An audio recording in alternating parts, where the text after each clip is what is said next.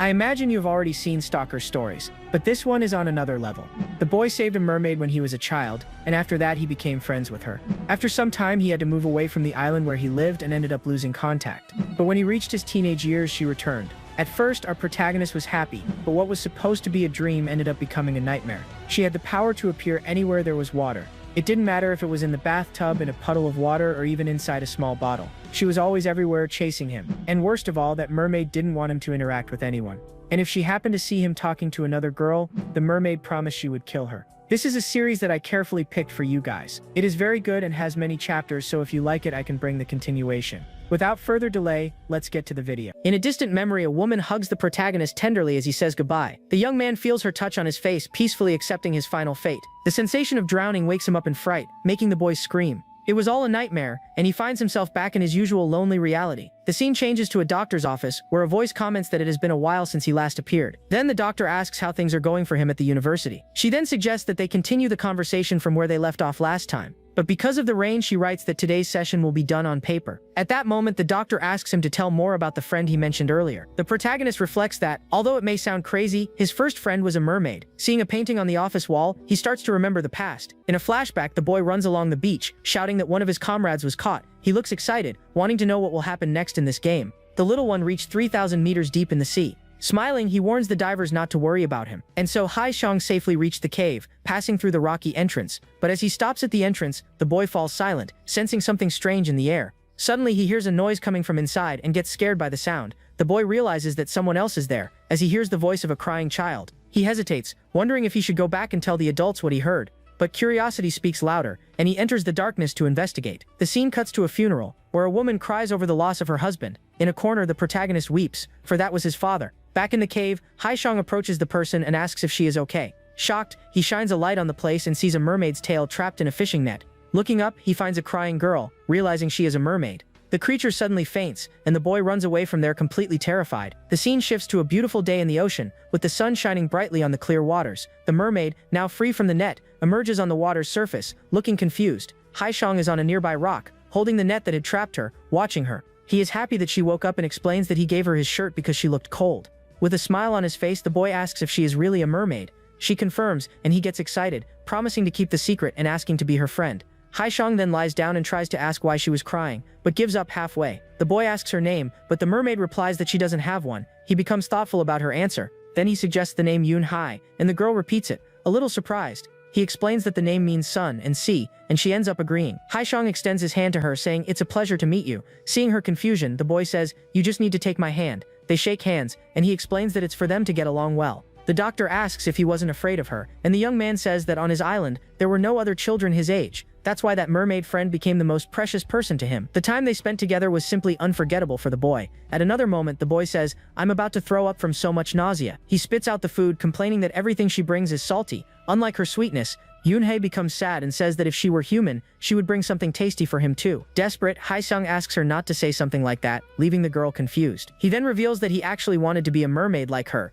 just to be able to swim well. The boy confesses that, unlike his appearance, he is actually afraid of water. At that moment, Yunhei looks at him and asks why he is so afraid of entering the sea. He then tells her that his father died in a boat accident. With a sad expression, the boy asks what will happen to him now. The mermaid then asks if he would still be afraid if they went into the water together. He hesitates at the edge, asking if she will save him, and the mermaid assures him that she won't let him drown. Haisung enters the water, and even though she offers help, he says it's okay, but suddenly something pulls him down, as if hands were grabbing him from the bottom. A horrible memory comes to mind, and the boy panics, shouting, "I'm scared." In shock, he returns to reality and clings to the mermaid, completely desperate with the situation. The two are face to face, and she asks worriedly if he is feeling well. Still trembling a lot, the boy says, "Please, hold my hand." Their hands join underwater, and she helps him float safely. He gets startled as he floats, but Yunhai squeezes his hand, assuring him that everything is fine. Calmly, the mermaid asks him to look, trying to divert his attention from fear. She then tells him that he is swimming, showing that he has overcome his fear. In the deepest part, she asks if he is afraid, but the boy denies it, since she is holding him. The mermaid reveals that she also doesn't have a father, and the two comfort each other for having one another. Back in the present, he writes that he was sent to his uncle's house after his mother got hurt. In another memory, he says goodbye on the beach, warning that it might be the last time they see each other. The boy explains that there is no sea in Seoul, and Yoon-hae warns him about a slippery rock. He agrees to get closer, but his face shows the sadness of the imminent farewell. With a trembling voice, he says that despite everything, she will always be his best friend. As a farewell gift, the boy places his toy submarine in the water. He shouts that he is leaving the toy for her and that she should go get it quickly. 6 years have passed, and the protagonist, now in high school, remembers his farewell. In the bathroom, he gets irritated, thinking that something is wrong with him for not forgetting her. Then he goes to the sink and starts washing his hands to try to cool his head. The boy splashes water on his face, hoping to drive away the memories for good, but suddenly ghostly hands grab him from inside the sink, leaving him terrified. He screams desperately, telling the thing to let him go while trying to break free from its grip. A figure emerges from the darkness, and he is startled to hear a voice calling his name. With a gentle touch, the person asks him to hold her hands, like in the old days. Terrified, the memory of that touch makes him remember when he held the mermaid's hand. He can't believe what he sees and whispers her name, wondering if it's Yoon-hae. Then his hands are pulled, and Yoon-hae herself emerges from the water right in front of him. She hugs him tightly, saying that she missed him very much during all those years. Now the two face each other in the bathroom, and she calls his name in a soft tone. With tears in her eyes, she asks why he is crying and if she made him sad. The protagonist only replies no, still unable to believe that she is there in his sink. With a smile, he explains that he is crying out of happiness for finally seeing her again. He sits by the bathtub and asks if she isn't going to tell him. The boy moves closer and wants to know how the hell she managed to get there. She repeats that she came simply because she missed him so much all this time. He gets all embarrassed and says that wasn't what he meant by his question. The protagonist wonders if she used to be that straightforward in the past. With that, he asks if now he will be able to see her anywhere he is. Yoon-hae confirms that yes, and disappears into the water, leaving him shocked by the answer. Frightened, he looks at the empty bathtub and calls her, but she doesn't answer anymore. Suddenly, he feels a cold touch on his cheek, coming from behind him. The mermaid appears out of nowhere and pinches his cheek, repeating that she can go anywhere. He gets startled by the appearance and says that he thought she had gone away again, but suddenly a loud knock on the door interrupts their conversation. A voice shouts from the other side, and he asks Yoon-hae to meet him tomorrow at the same time. The countdown ends and the woman outside slaps him in the face. As she leaves, she shouts that he should live in the bathroom given how long he takes. Back in his room, he lies down deep in thought until his younger sister quietly calls him. She asks if he is okay since she heard screams, but he says it was nothing serious. The two sleep in separate beds divided by a simple curtain in the middle of the room. He vents that he wishes their aunt would disappear, but that they just need to endure a little longer. The protagonist thinks that before he felt hopeless, but now everything seems different to him. With a slight smile, he realizes that the days he longed for have finally arrived. The scene shifts to the teacher's room, where one of them asks what his relationship with others was like. The teacher tries to connect, saying that he also lost his father, and asks if he feels unmotivated. Leaving the room, he keeps thinking about it until some classmates call him. Two friends appear in the hallway, one wanting to play soccer and the other wanting to go to the cafeteria. Already with his friends, they talk about a bet the other class made on the soccer game. Suddenly, two girls appear, and one of them, with pink hair, greets him. He is surprised to hear that she knows him, and she says that he is famous for being handsome. His friends hug him, and the group invites him to a VIP event on April 28th. The protagonist looks confused and asks if that date isn't the same as the school exams, but his friends tell him not to worry, since he's already the second best in the class. With that, he refuses the invitation, thanking them kindly but saying he won't be able to go. His friends say goodbye and walk down the hallway, leaving the two girls behind. The friend tells Yoon-sol that he is a nice guy, and that the two of them would make a great match. Determined, she tells her friend to change the plans to the 29th. The friend agrees and says that she will find a way. Among his classmates, the protagonist reflects that for some reason, people have always seen him as someone very mature. However, he only wanted to make his mother proud, who could barely survive. He only cared about his mother, who was sick in a hospital bed, and it was at that moment that his uncle appeared, inviting him to live in his house. The scene shows an argument, with the aunt furious that he brought the children there. She shouts that she is not running a daycare, while the two siblings hide in fear. The couple then turns to them with a frightening look, ordering them to call her aunt. The new aunt proved to be cruel, forcing the little sister to eat even though she was full. She hits the girl's head with chopsticks, making the child scream in pain. The brother hugs her, begging please don't cry, trying to muffle the sound. The aunt then threatens them, telling them to stay quiet or they will be thrown out of the house. But the little girl can't stand it, and starts crying, and the woman mocks her pain. The aunt starts hitting the boy, who curls up to protect his sister from the blows. The uncle only says for him to apologize and not anger the woman, offering no help.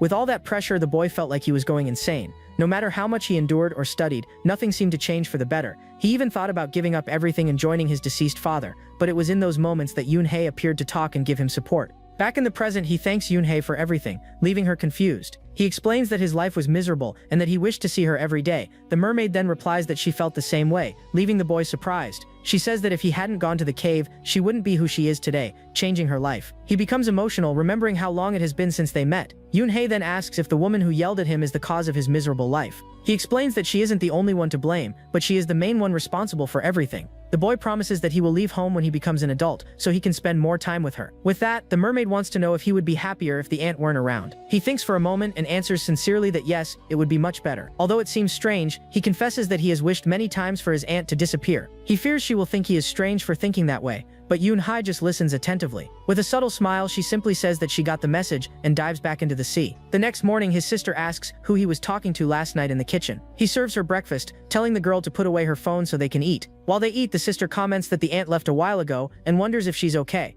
But the boy says she's probably drinking and that they should enjoy the peace before she comes back. Later that night, he was already suspicious of something when a noise suddenly woke him up. He covers his head, wondering why his aunt drank so much whenever she was stressed. But then the noise stops, and he reflects that he doesn't understand why she chose to live that way. When leaving the room, the boy sees the house completely messy, wondering how the aunt left it like that. He then goes to the bathroom and notices that the bathtub still hasn't been emptied. With a strange feeling, the boy approaches the bathtub to take a look. He sees strands of red hair in the drain and remembers having cleaned the bathtub yesterday. The protagonist goes to the shoe cabinet and confirms that the aunt really didn't leave the house. An image shows the aunt sinking into the ocean, indicating that something terrible happened to her. The scene changes, and Yoon-hae suggests that they go to the island. Surprising the boy, she says that he needs to relax, but he argues that he has neither time nor money to go. But the mermaid says that he does, and reveals that she can connect the bathtub water to the sea. He asks if he would also be able to pass through that connection, and she confirms that yes. The boy stays silent for a moment, thinking about something before answering. Then he asks if by any chance she saw his aunt, since she hasn't come back for a while. Yoon-hae replies that no, explaining that she only appears when he calls her. He understands that she can only come out if he is nearby, which clears her of guilt. With a sigh of relief, the protagonist thanks the heavens that she wasn't involved. Suddenly, loud knocks on the door scare them both, and he goes to answer the intercom.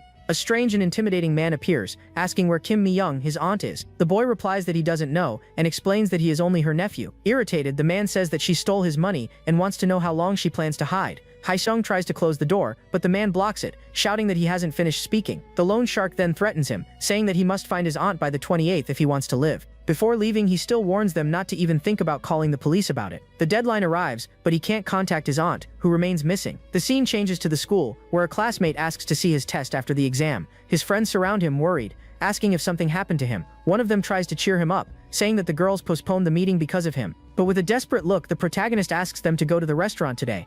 The group leaves the school, and one friend says that he already called a taxi for them to go.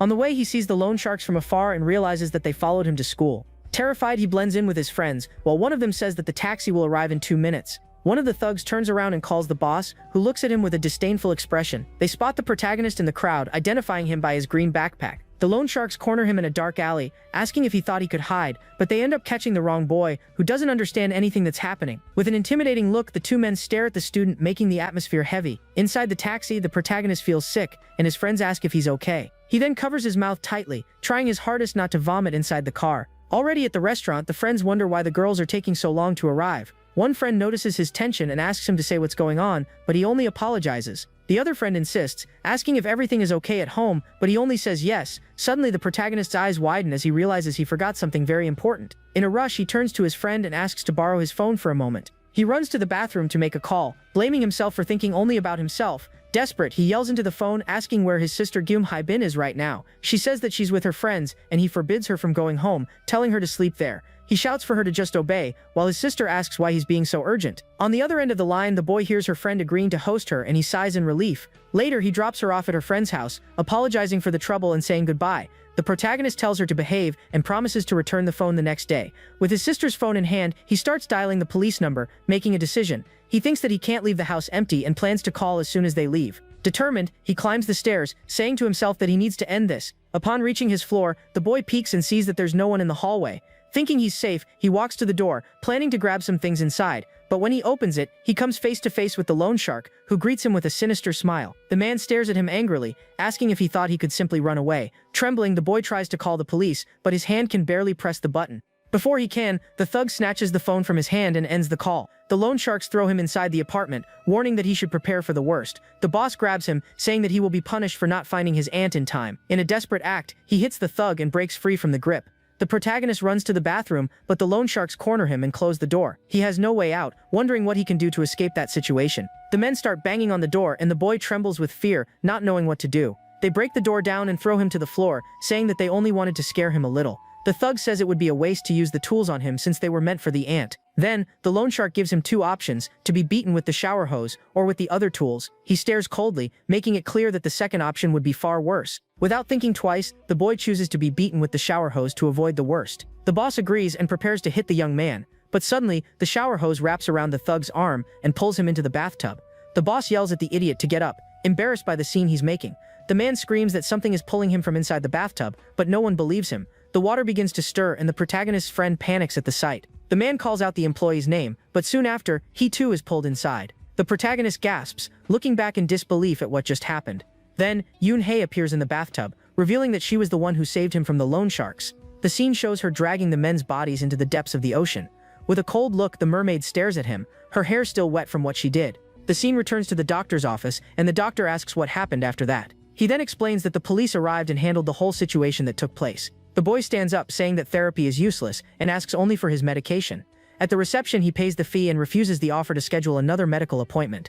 But as he leaves, he walks down the stairs and collapses, crying with his hands on his head. In a flashback from that night, Yoon-hae hugs him while he cries in despair. The protagonist says that he killed two people, feeling guilty for what happened, but she corrects him, coldly stating that it wasn't him, it was her who did it. She explains that no one will ever know because she hid the bodies and no one believes in mermaids. Frightened, he steps back and asks how she can stay so calm after everything. Yoon-hae says that they tormented him and that there's no problem getting rid of people like that. He questions her logic and asks if she would kill him too, if he ever tormented her. But she looks at him tenderly, saying that his existence is the reason for her happiness. The boy doesn't understand her reaction and wonders why Yoon-hae changed so much. She then says that he's the one who changed, and that his personality isn't the same anymore.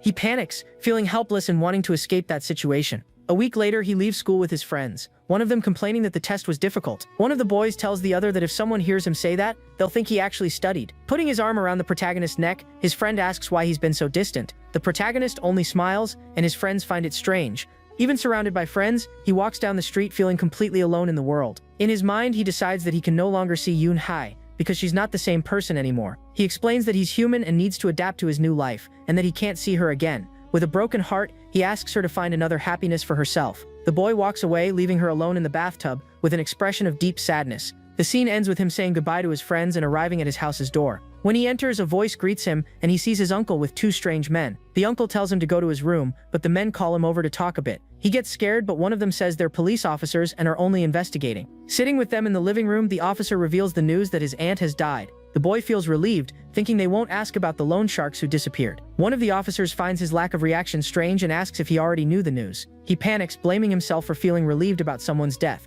But his uncle defends him, saying that the woman was a parasite who spent all the money. The boy can't understand why the uncle, who never helped him, is defending him now. His aunt had been pursued by loan sharks because of her debts. In a flashback, the aunt receives a threatening call, telling her to stop calling. Because of that, the uncle cut contact with her for a few weeks until he got a phone call. On the call, he finds out that she was with another woman, and he explodes with rage. Consumed by hatred, the aunt promises to kill everyone, with a look of pure vengeance. That rainy night, the aunt takes a taxi, and the driver asks for her destination. She says she's going to Bucheon, and he warns that the fare will be very expensive at that hour. Looking through the rearview mirror, the taxi driver gets scared when he sees her holding a knife. He stops the car and throws her out, threatening to call the police if she doesn't leave immediately. Back in the car, he complains that he's all wet and thinks he's been seeing too many strange things. While driving, he wonders if he should have reported the woman to the police. Feeling sleepy, the driver decides to get a coffee to stay awake on the road, but when he turns around, he comes face to face with the aunt who appears in front of the car. She attacks him, and in desperation, he steps on the accelerator, screaming for her to get out. He loses control of the vehicle, which skids on the road and crashes hard into the barrier, causing the woman to fall into the sea.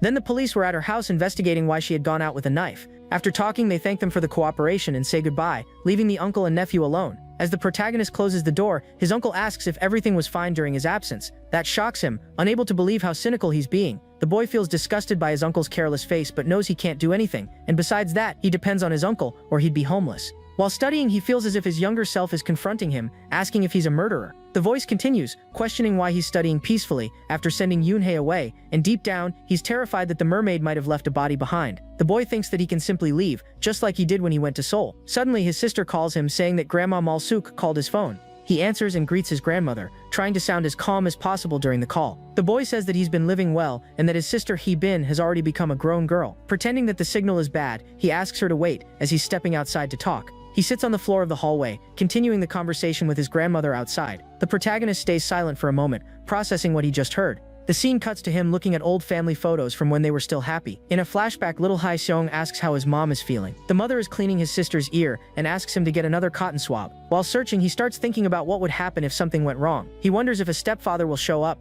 but the only image he has is of his father. When he turns around, he finds his sister sleeping on the floor and gets a little surprised. The boy wakes her up and asks where their mother went, but the little girl doesn't remember her, and she tells him that they don't have a mother. He questions why they don't have a mother, and the sister says that they should go look for her. The two walk along the pier until the boy spots their mother's boat in the distance. He points excitedly, saying that she went to get food for them in the sea. The little sister still doubts it, but he insists that they do have a mother. With tears in his eyes, he gets angry and tells his sister to go back home alone. He then runs along the pier, climbing onto a boat and shouting his mother's name, but when he arrives, he finds the boat completely empty and in absolute silence. Suddenly, he hears a voice calling him, and he fills with hope, thinking it's his mother. The boy climbs onto the boat, following the voice that keeps calling his name, but when he looks through the window, he finds no one and wonders where she is. The voice calls him again, and when he turns around, he sees seagulls. Terrified, his mother's body was floating in the water. In the present, he receives the news from his grandmother that his mother lost her life. While preparing to enter the funeral, he says that he was already ready for this situation. He looks at the photo of his mother, who had been in a coma since that incident and is now gone. With an incense stick in hand, he apologizes for not managing to be first in his class.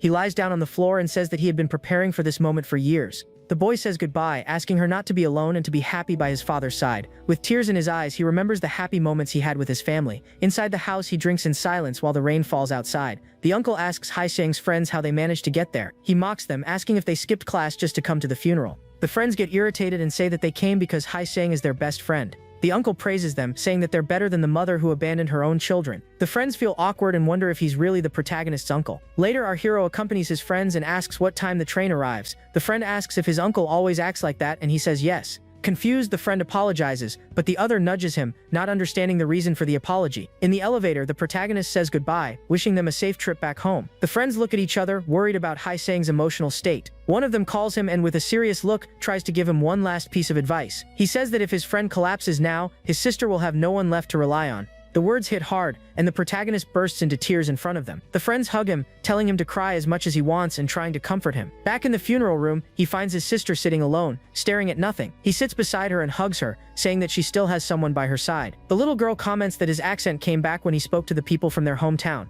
She remembers when they practiced the Seoul accent after they arrived in the city. He says that he'll only be sad until the end of the funeral, so their mother won't be sad. The protagonist promises that he will grow up to take on both the roles of father and mother. The sister says that she will always be by his side, as long as he doesn't do anything bad. He jokes and asks what would be an example of something bad, leaving the sister thoughtful. With an innocent look, she answers that maybe something like murder would be bad. She assures him that as long as he doesn't do that, they'll always be an inseparable duo. The scene returns to the school, and the teacher begins class by talking about the test results. He complains that the class got the worst grades and tells them to study for their parents' sake. The teacher uses the protagonist as an example and asks if the others don't feel anything. The students start whispering, not understanding why the teacher mentioned Hae Seong. His friends are shocked by the teacher's audacity, and the protagonist packs up his things. One of his friends kicks a can, furious at the teacher for exposing Hae Seong's personal life. They suggest complaining or even asking for the teacher's resignation, but he says to let it go. The protagonist says goodbye, saying that he needs to go pick up his sister from her school. When he gets there, he finds his sister with two friends, who are enchanted by him. The sister introduces him as her oppa, and the friends compliment him, saying that he's very handsome. He asks why they left early, and the sister explains that it's because of the exams. The friends compare him to a famous actor, making the boy embarrassed by the compliment. But suddenly one of the friends reveals that his sister didn't go to Jeju Island, but to a funeral. The protagonist is shocked and wonders what Jeju Island has to do with all of this. The friend points to the boy, saying that he's trying to run away, and his sister trembles in fear. The boy who spread the gossip is caught, and the friend says that Haebin's oppa will handle him. The boy defends himself, saying that he only repeated what he heard from his mother about the funeral. Hae Seong apologizes on his sister's behalf, and the boy doesn't know how to respond. He pats the boy's head, saying that it's okay, and apologizing again. The protagonist confirms that they went to Jeju Island and asks him to tell that to his mother. The sister's friends are impressed by his attitude, thinking the scene is very cool. On the way home, the sister asks if he wasn't angry, but he says that it's okay. He takes her to the movies, saying that it's to make up for the Children's Day they missed. The sister gets excited about a kids movie and says she heard it's really famous. He asks if she wants to watch it, but the little girl says it's too childish for them. He looks at the movie times and she ends up choosing the kids movie anyway. The movie scene shows a birthday party, with the main character happy. The two watch the movie in silence, each lost in their own thoughts. The character in the movie says that her parents love her very much and hugs them warmly. Beside him, he hears his sister sniffing and realizes that she's crying during the movie. The protagonist asks if she wants to leave, but the little girl just nods silently. Afterward, they go to a restaurant and he asks if the food tastes good to her. He feels guilty, thinking he shouldn't have suggested watching that movie. The boy asks if she still remembers the days they spent on Mole Island. He remembers how their father used to be happy with every little achievement of his daughter. The boy says that all her accomplishments were celebrated with big parties on the island. The sister says that she likes the life they have now, surprising her brother. She explains that before she used to feel lonely, but now she has many friends to play with. He remembers when he met Yunhai and how she helped him overcome everything. The protagonist becomes thoughtful, remembering the happy moments he spent with the mermaid. As they leave the restaurant, he notices that it started to rain, but decides to walk anyway. The light turns green for them, but the boy says to wait since they're already late. But the sister insists that she can cross and runs ahead of him. He sighs, saying that he doesn't want to run but gets scared by something he sees on the street. A truck speeds forward, and he screams his sister's name in despair, trying to warn her. The people around scream in panic, thinking that the girl was run over by the vehicle. A vision suddenly hits him, and he wonders if it was actually him who died, but a mysterious hand pulls her back, saving the little girl from a fatal accident. The girl apologizes, crying, and he hugs her, asking if she got hurt. She says that it was just a few scratches, and he hugs her tightly, relieved after the scare. Back home, she insists that someone pulled her, but he says that she must be mistaken. The girl swears that she felt someone's hand, and he jokes, saying that it was a ghost. She gets excited with the idea, but he interrupts her, telling her not to take it seriously. With a smile, he tells her to go to sleep, ending the conversation about the ghost. The sister says that if it was a ghost, she hopes it was their mom or dad. He agrees silently and sits at his desk to study while his sister sleeps. In the bathroom, he feels powerless, thinking that he will never be able to fill their parents' void. At school, the class is called for career counseling, and his friend returns from the room. He enters the teacher's office, who greets him and asks him to sit down. The teacher looks for his documents, and he waits, a bit anxious. He ends up seeing his friend's form, where it says that he wants to be a billionaire in the future. Then the protagonist sees his own form, where it says orphan, needs special attention. The teacher hands him the file and clears his throat before starting the counseling session. After class, a group of girls invites him to go to karaoke with them. His friends agree right away, saying that they also feel like going to karaoke. The two groups meet in the hallway, and the pink-haired girl seems surprised by something. She asks her friend to call Hai Song, and he accuses her of liking the protagonist. The girl gets furious and grabs the friend by the collar, telling him to stop with those ideas. The friend calls him, and the girl tries to act cute. He gets a bit confused, since it's such a random invitation. The protagonist refuses, saying that he doesn't sing much. The girls insist, eventually convincing him to go. The friend jokes, telling the girl not to take too long choosing her outfit, and she says goodbye. The girls hug each other, celebrating that the plan worked and that their crush is going with them. The friends freak out, saying that Hai Song only looked at her during the whole conversation. The pink-haired girl melts, calling him a hopeless romantic. The group says goodbye and leaves the school, but the girl receives an unexpected call. She says it was her father, and that he offered to drive them to the karaoke place. The friend suggests that she should run after the car, but the girl refuses to do that. She jokes, asking if everyone shouldn't call their parents too to get a ride. The friend joins in on the joke, but suddenly covers his own mouth. The girl asks what's wrong with him, and the protagonist doesn't understand his reaction. The friend runs off, shouting that he wants to go to karaoke, acting strangely. The protagonist stays behind, and another friend asks him to wait for the group. The group walks to the karaoke place, and one of them comments that the place has good service. The friend approaches and calls the protagonist, seeming like he wants to say something important. He apologizes for the earlier joke, and Hai Seung doesn't understand the reason. The boy doesn't get why he's apologizing for talking about parents. He steps away, saying that he doesn't know what his friend is talking about, and keeps walking. The protagonist feels out of place, wondering why everyone else seems to have a normal life. The scene shows the karaoke sign, and his friend already starts singing enthusiastically. But his score is terrible, and the others make fun of his awful performance. The pink-haired friend whispers something to the other, and the two seem to have a plan. One of the girls interrupts the singing, saying that she has something important to tell. She complains that she fought with her mom, and that now her curfew is 9 o'clock. The pink-haired girl takes the opportunity and starts talking with the protagonist. She asks why he's leaving early, and he explains that he has a younger sister at home. The girl asks if his parents work late, and the friend scolds her. He says it's a personal matter, and the girl gets irritated. The friend defends himself, saying that people shouldn't talk about family with the protagonist. The mood becomes tense, and another friend tries to lighten things up, calling the next person to sing. The pink-haired girl grabs the microphone, determined to lift the group's spirits. While she sings, the protagonist says that he's going to leave. Outside, the friend catches up to him, asking if he's okay with what happened, and if he got mad at him. In response, our hero asks why his friend always interferes whenever people talk about his family. The boy says he did that because Hei had just lost his mother, but Hei himself replies that he was treating him like an outcast. Confused, his friend asks what he means, and says that even his own family has problems. The protagonist says that he's not ashamed of his family and that he feels fine with them. And he also says that his friend isn't being any different from the teacher who exposed him in class. He shouts that he was only worried and that the protagonist is acting like a jerk. Later, the friend regrets it, feeling like an idiot for taking out his anger on him. Another friend comforts him, saying that only they understand Haisong's situation. He explains that he got angry for being compared to the class teacher. The friend decides that he'll apologize, but the other says that he crossed the line. He gets angry at himself,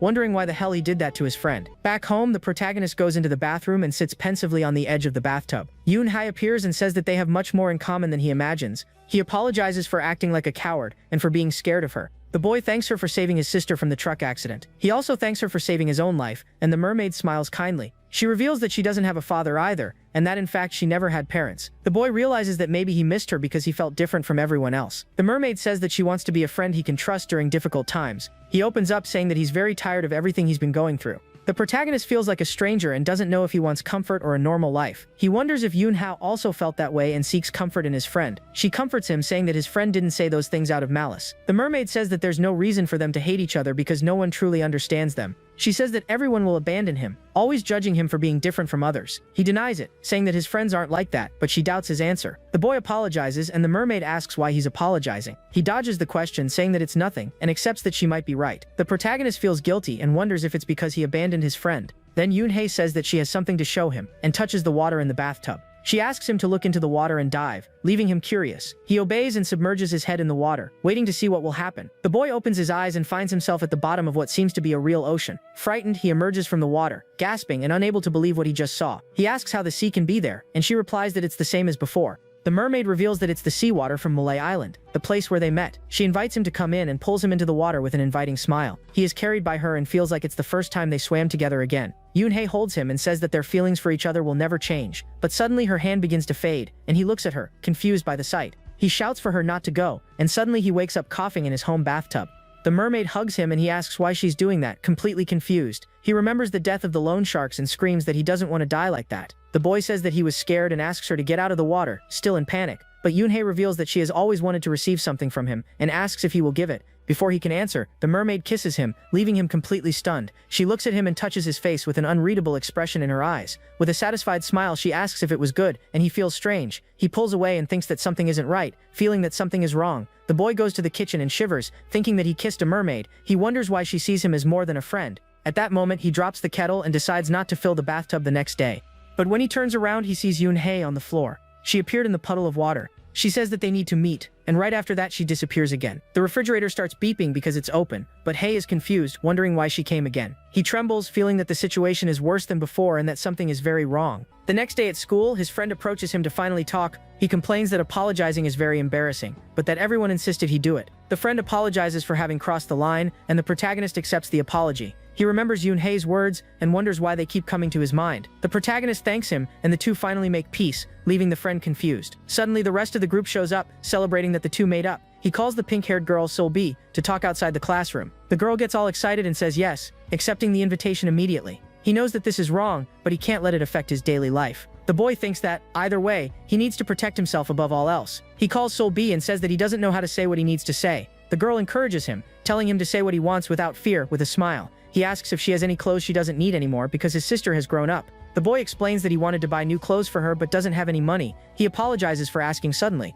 but the girl seems a little disappointed. The scene cuts to her room, where her friends ask why she would give him the clothes. They question why he wanted to talk in private and hint that he has a crush on her. The girl freaks out and says that's not even half of what actually happened. The next day, he shows up with a bunch of clothes, and she says that there's much more. But the girl says that she has one condition for giving him the clothes, leaving him surprised. She invites him to go to the beach with the group and says she'll only give the clothes if he goes. He thinks for a moment and ends up agreeing to the condition she set. The friends celebrate, saying that this is her chance to finally win him over. They already start talking about marriage, and the girl laughs, saying they're going too far. Back in the bathroom, Yoon-hae tries on one of the dresses and asks what he thinks. He says that it looks good on her and tries to seem as natural as possible in front of her. The boy thinks that he needs to please her so she won't act so controlling. The mermaid says that she prefers the old shirt because it was the first gift he gave her. He says that the shirt is too small and that this dress is also a gift from him to her. He wonders if she thinks the dress was a gift from someone else. The mermaid calls him to get in the water again and see the ocean once more, but he refuses, saying that it was too frightening last time and that he can't go in. Yoon-hae confronts him, saying that's not what he said before, leaving him confused. She reveals that she heard him telling the girl that he would go to the beach with her in the summer. The scene shows the pink-haired girl inviting him to go to the beach with the group. Shocked, he asks how she saw that, and wonders if she's been watching him at school. She explains that water is everywhere, and that she can see everything through it. The mermaid says that she needed the clothes and orders him to get into the water right now. He realizes that he has no choice but to obey, and that he can't go back anymore. Yoon-hae makes sure to show him the reality they are living in now, Suddenly the boy starts coughing, and the mermaid stares at him with an empty look. He wanted to say that it was she who killed them, but he knew it was a useless thought. Yoonhae uses it against him, and he feels completely at the mermaid's mercy. At home, he yells at his sister, telling her not to fill the bathtub when he's there.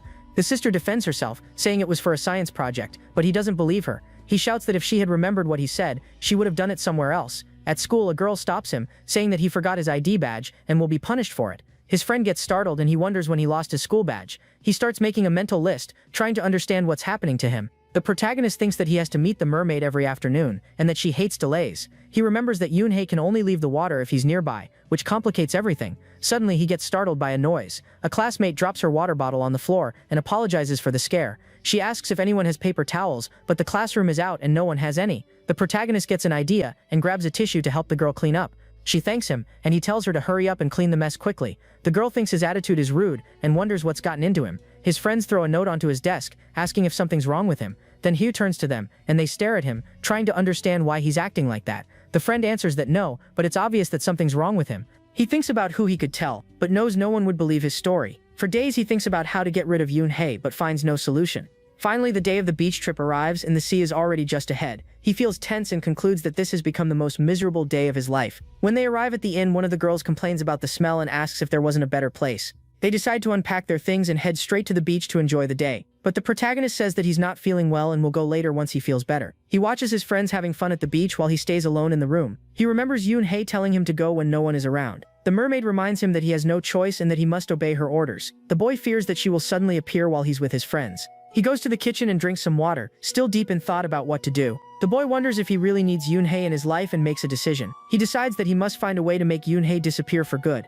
The group returns from the beach and the girl complains that she spent a fortune on her outfit for nothing. They find the protagonist and say that they brought sashimi for everyone to eat together. He offers to set the table, and the pink-haired girl helps him with the food. The friend complains that it took them forever to find a restaurant since there was nothing nearby. The protagonist is surprised and asks how they managed to buy the sashimi. The friend says there's nothing to do in the area, and they start eating. The girl offers him a cup, but the protagonist politely refuses the drink. His friends get annoyed and tell him to stop acting that way with them. One of them says that they came from far away and that he's not taking part in anything. Tired of the argument, he sighs and says that it's fine, agreeing to join them. Night falls and the group has fun on the porch, laughing and talking cheerfully. Still disheartened, our hero tries to blend in, but the memory resurfaces. The boy remembers his aunt's death and her image haunts him again. Back to reality, his friend asks if they already know which school they'll attend. A friend says that Jaejung is going to art school, and that the girls are too. The girls talk about their plans, and he says that he's thinking about a cooperative program. The girl jokes, saying that he still needs to study even in that program. He thinks that everyone has dreams and plans for the future, feeling a bit out of place. His friends insist that he should go to a better school since his grades are very good.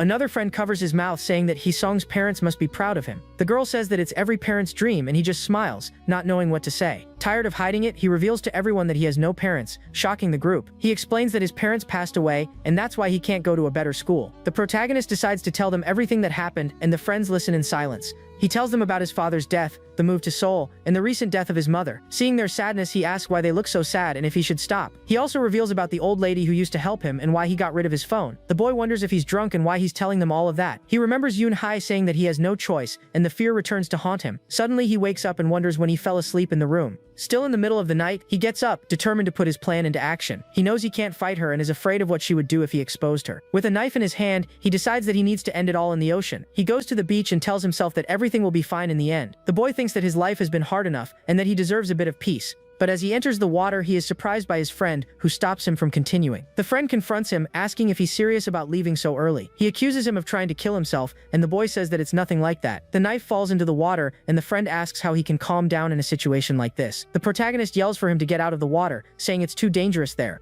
Angrily, his friend says that he always chooses to suffer alone, but suddenly the mermaid appears. With a smile, she greets him and asks why he brought his friend along. The friend turns around and asks who the girl is, leaving the protagonist in panic. He wonders why she came out and fears that something terrible will happen to his friend. Frightened, the friend ends up falling. He is shocked when he sees the mermaid's tail, and the protagonist yells for him to get out of the water. The mermaid confronts him, but he says that he's Hae-sung's real friend. Tired of the argument, the protagonist shouts for them to stop fighting right now. He holds her and asks why she's doing that, feeling betrayed by her. The boy says that if she were truly his friend, she wouldn't put him in danger. He reveals that she and his friends are equally precious to him, without distinction. Yoonhae touches his face and says that she doesn't like being treated like the others. The mermaid says that she wants him to realize that she's special and to treat her differently. He says that he'll try, but the mermaid responds that she doesn't believe his words. She accuses him of not wanting to try and says that's why he brought a knife with him. Suddenly she shows the knife in her hand, leaving the boy in shock. Then she asks if he's afraid of her now too. He stammers, saying that he brought the knife to protect himself and that he would never hurt her. The mermaid says that it seems like he's protecting his friend, not the other way around, and that he only protected her back when they still lived on the island. The mermaid says that she doesn't like the situation or having his friend nearby. He throws himself into the water and begs her not to do anything, saying that it was a mistake. The boy pleads on his knees, begging her to please let his friend go.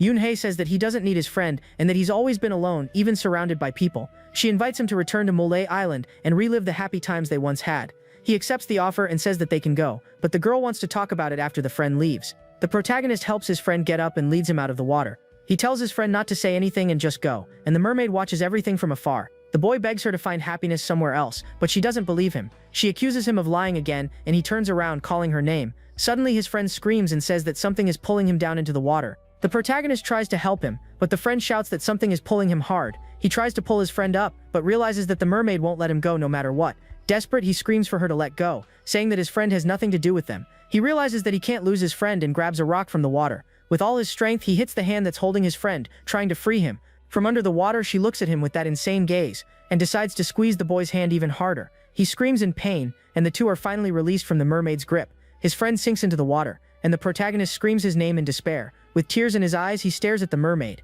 feeling betrayed and powerless. She reveals that she sent his friend to the bottom of the ocean, but that he's not dead yet. The mermaid says that she will bring him back if he says what she wants to hear from him. He stammers, saying that he'll go to the island with her, but that's not what she wants. The boy tries to apologize for hurting her, but she interrupts him again. He says that she's the most important person to him, but she denies it once more. The mermaid tells him to try again and drowns him until he says the right answer. She hugs him and tells him to keep trying until he says what she wants to hear. The scene shifts to the police station, and the protagonist's uncle leaves him alone to be interrogated. The detective calls him and takes him to a room to be questioned about the case. The detective reminds him that it's illegal for a minor to stay at a lodging without a guardian. He starts telling what happened, saying that he woke up early to go to the beach. But as he relives the scene, he has a panic attack and begins to feel suffocated. The image of his friend drowning comes to his mind, and he panics in the room. He knocks over the table and the detective gets startled, asking what's wrong with him. The boy says that he can't remember and that he can't continue with the testimony. The scene changes and the mother of one of his friends complains that this will ruin her son's college entrance exams. She tries to blame Haishong, saying that he hangs out with bad influences and has no parents. The mother hits her son and blames him for going to the beach without her permission. The detective tries to calm her down, saying that whatever she says won't affect the investigation. He asks the friend what the relationship between Haishong and the missing boy was like. The friend says that on the night of the incident, the missing boy became very sentimental. He assures that his friend would never hurt anyone, and that he's sure of it. The detective asks if he ever crossed the line when talking about Haishong's family.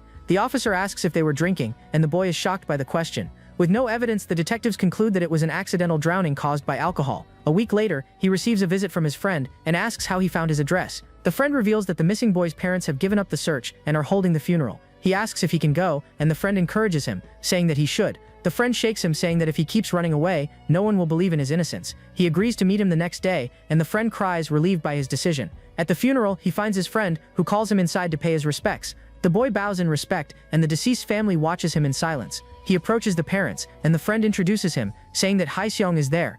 The protagonist bows in respect, and the boy's mother stares at him with sadness.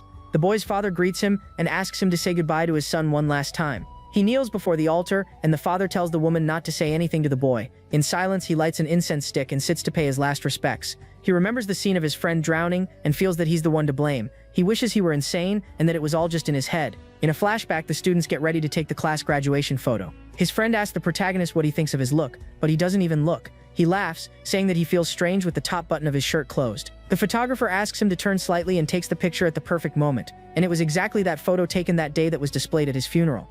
Hai just wanted to die, feeling guilty for what had happened. He bows in respect, and the boy's mother approaches with a hesitant expression. She asks desperately if he didn't hurt her son and if it was really just an accident. The father tries to restrain her, but the woman clings to the protagonist, begging for the truth. She recalls how the two were close, and how he used to have dinner at their house. The father reprimands her and apologizes to the guests for the scene she's making. The deceased sister calls the protagonist and his friend to talk outside. She takes them to a more private room and begins speaking to both of them. The girl says that the family isn't doing well and that everything happened so suddenly. With tears in her eyes, she says that she still can't believe what happened to her brother. She hugs him hesitantly and tries to get closer to offer some comfort. The girl says that she's sure it was an accident because he was her brother's best friend. That's why they will ask the police to stop the investigation and that she believes in him. She remembers how they always supported each other. But the girl asks our hero never to come back there again. He should stay for a while and then leave quietly without anyone seeing him. She says goodbye, saying that she hopes never to see him again and that it would be better for her. His other friend approaches and asks if Hai is okay, but the protagonist interrupts and asks if it's starting to rain. With that, he turns and says that he's already leaving. He knows that with water nearby, he must leave as quickly as possible. He runs out into the rain, leaving his friend behind, confused by his reaction. He remembers Yoon Hai and how she threatened him, saying that she wouldn't see him for a while. The mermaid tells him to call her again when he figures out what he did wrong to her.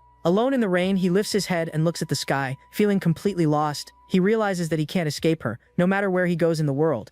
The boy blames himself for his friend's death and fears that the mermaid will kill someone else. When he gets home, his sister sees him soaking wet and asks if he's okay. He tells the girl to leave the house for 3 hours, leaving her confused by the request. The girl obeys, and he goes to the bathroom, filling the bathtub to call her. He calls for Yoon Hae and reaches out his hand to her with a determined look. The mermaid appears and he pulls her close, holding her hand tightly. The protagonist kisses her and looks at her with a smile on his lips, surprising the mermaid. He says that he missed her and realized that she is all he has. The boy asks her to take him back to the island, and she pulls him into the water. He thinks that he doesn't deserve to live and apologizes to everyone he left behind. The protagonist says that he needs to do this to protect his friends and his family. He and Yoon Hae are in the island cave, and he decides that he must do it. The boy comments that the place hasn't changed at all, and that it's still peaceful and beautiful. He says that he should have come earlier, so they could talk more openly. The boy thanks her for bringing him back to his happy childhood. He hugs her and asks her to take him back home so he can pack his things. Back at the apartment, his sister arrives and calls for him, worried about his disappearance. The girl finds a letter and reads it, discovering that he will be gone for a month.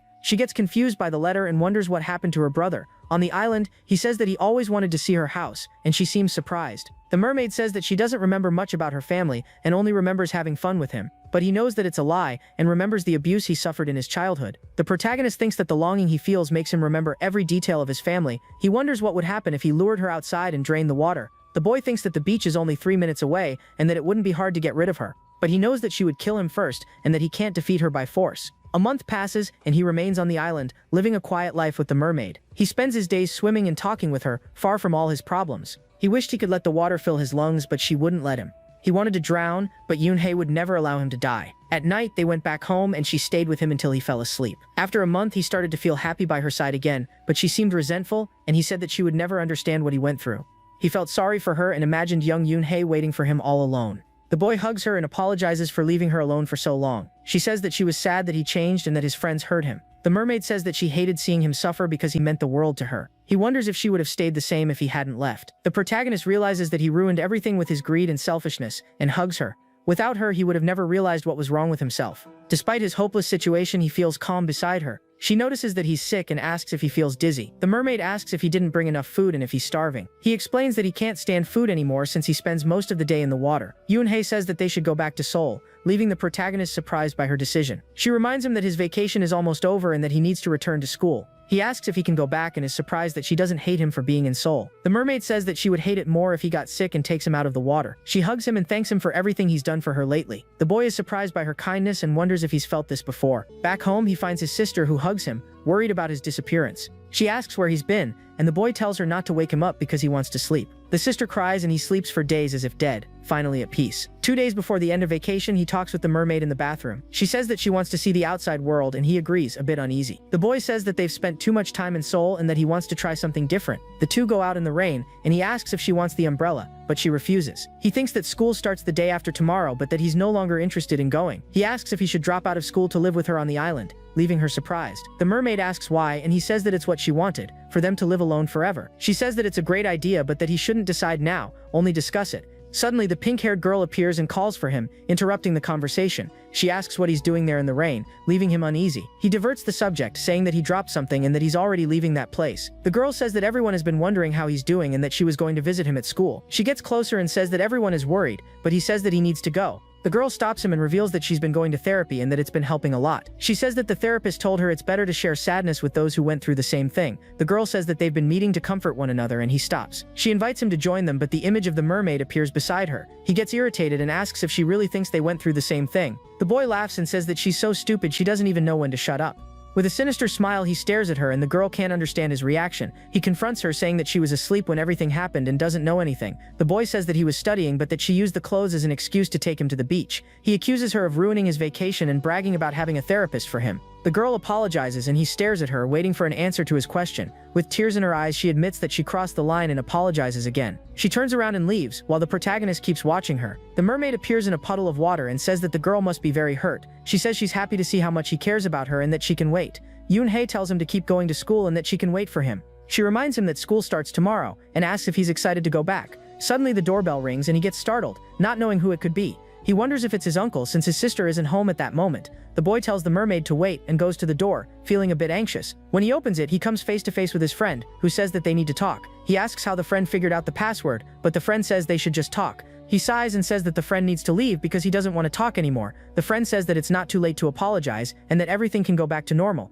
He says he can't just let him stay there suffering alone. The protagonist says that the friend means nothing to him, leaving him speechless. The friend is shocked, and the protagonist throws him out, telling him to leave him alone. He walks away and asks if Hae-sung really meant what he said, but he doesn't answer. Before leaving, he turns around and says that he has something important to tell him. He reveals that he didn't tell the police about their fight because he trusted him, but now he regrets it and wonders what really happened that day. With a mocking smile, the protagonist asks why he didn't tell the truth. The friend gets angry and leaves while the protagonist stumbles backward. He enters the bathroom and asks if the mermaid heard everything, and she says that he's cruel. The friend walks down the stairs, still shocked by the protagonist's behavior during their argument. He wonders if something happened between them but tries to push the thought away. Suddenly, he finds Hae-sung's sister sitting on the stairs. The girl asks if he talked to her brother, and he looks at her with sadness. He apologizes and says that there's nothing he can do to help now. The sister asks if that's really true, and if he can't help her brother at all. The friend asks if she has a phone and saves his number so she can call if she needs anything. He leaves, and the girl looks at her phone, worried about her brother and her friend. School starts again, and the protagonist walks into the classroom feeling out of place.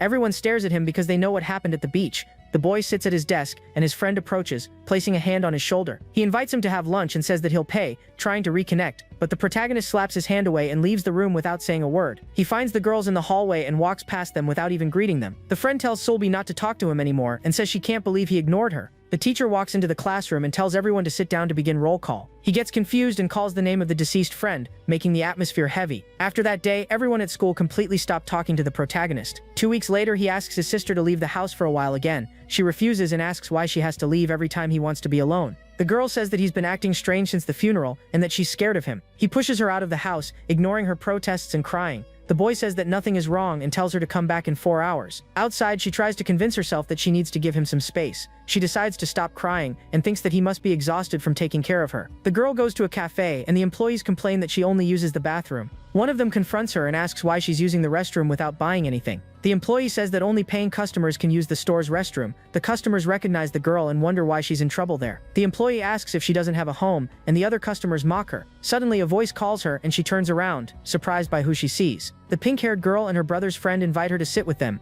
Solbai confronts the employee and invites her for a private talk downstairs. They take her to the table and explain that they were talking about how to help Hae-sung. The little girl starts crying, and they comfort her, saying that everything will be okay. One of the friends asks what made Hae-sung act so strange all of a sudden. The sister says that he used to be nice but became mean, and doesn't let her use the bathroom. The friend realizes that he's not just picking on Solbai, and that his personality has changed. She says that she thinks it's because of the bathtub, and that he isn't sick. The girl says that he forbids her from emptying the tub and leaves notes with warnings. They get scared and wonder if he has some kind of mental issue or obsession. The sister is shocked and asks what accident they're talking about, not knowing anything. One of the girls jokes that he might have joined a cult, scaring the younger girl. She says that she wants to find out the truth and that she's relieved they haven't given up. The friend says that they've thought about it a lot and that there must be a reason for his change. He promises that they'll do their best and that the problem is whether he wants to come back. Solbai returns and brings a bunch of sweets for the protagonist's sister to eat. She explains that the employee sent the sweets as an apology to her. The friend jokes, asking for one, but Solbai says they're all for Haibin. The little girl eats happily, and everyone watches her with a smile on their faces. The friend thinks that Haibin Ses has a sister who cares about him and wonders why he acts that way. He suggests a dangerous plan, and everyone at the table agrees to try it. At school, the girls greet him, and he's surprised by their attitude. The friend also greets him, and he wonders why everyone is talking to him. The teacher announces that summer is over, and that some students are getting too relaxed. He calls him to the teacher's office, and the protagonist agrees, not understanding why. In the office, the teacher asks what's going on, and says that he's not usually like this. He accuses him of not focusing, and asks if it's because of the accident. The boy bows and apologizes, saying that it won't happen again. But the teacher yells, ordering him to come back, saying that he's not finished talking. He insults him, saying that he has no manners because he has no parents to teach him. Angry, Furia turns back and asks the teacher to repeat what he just said, leaving him scared. He says that the boy needs to try harder instead of showing his flaws. The teacher says that he also lost his father but never showed his weakness. The protagonist wonders why the teacher is so angry with him today. The man says that he needs to forget his friend's death and move on with his life. He remembers hearing something similar before but didn't feel angry at the time. The boy thinks that maybe it was because he had friends by his side, but that wasn't it. He remembers Yoon Hai and how she said that no one could understand them. With a smile, he realizes that the mermaid was right and that no one understands him. The teacher says that he's basically his guardian and that he can't talk back like that. The protagonist asks why he compares them when their lives are completely different. He accuses him of wanting to feel good by scolding a student who's struggling. The teacher trembles with anger and the protagonist says that he wishes he'd lost his father at 32. Furious, the teacher hits him with a folder, striking him right on the head. The man accuses him of being rude and goes after him, forcing another teacher to intervene. He says that he was just trying to help, but the protagonist says that's just his opinion. The teacher threatens him with his school record, but the boy doesn't care anymore. The teacher yells at him to drop out of school and threatens him, but he leaves without looking back. Back in the bathroom, he says that he went through something similar, and the mermaid comforts him. She says that she just wanted to live in peace but that others made her feel miserable. The protagonist agrees and says that he felt exactly like that on that day at school. She hugs him and he feels much better, finding comfort in her arms. He wonders why she can't stay with him forever, and the mermaid apologizes. The boy gets confused and asks what she's apologizing for now. She says that she can't comfort him and hates herself for not having that power, and she even says that maybe the best thing would be to disappear from his life for good.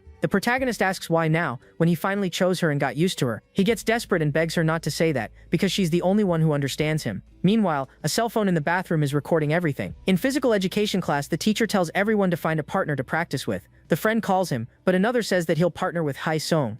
He says that the protagonist isn't participating anymore, but that he should pair up with Jong Hwan. The friend asks him to be his partner, but he turns away, ignoring the invitation. He leaves the court, and the friend follows, asking where he's going. The protagonist says that he understands why they're trying to talk to him, but he says that he can't take it anymore and doesn't want their help anymore. The friend says that he was only looking for a partner and that he has other friends. He wonders if the change in attitude is because of Yoon Hwan, and the friend gets startled. Hai's sister had recorded everything and took it to the friends so they could hear what happened in the bathroom. The group wonders if they should tell his sister about what they heard in the recording, since she's still too young to understand. Solby asks who Yoon Hwan is and if there's anyone by that name at school. They find it strange that the conversation happened in the bathroom and wonder if they were smoking. The pink-haired girl wonders why he distances himself if he seems fine with Yoon Hwan. A friend suggests that they're dating and that she's the one controlling the relationship. The friend comments that her way of speaking is strange and that she changes her tone of voice. He says that she talks as if she isn't even human. The friend scolds him, and he grows thoughtful, trying to understand what's happening. Back to the present, the protagonist trembles and asks how the friend knows about Yoon Hwan.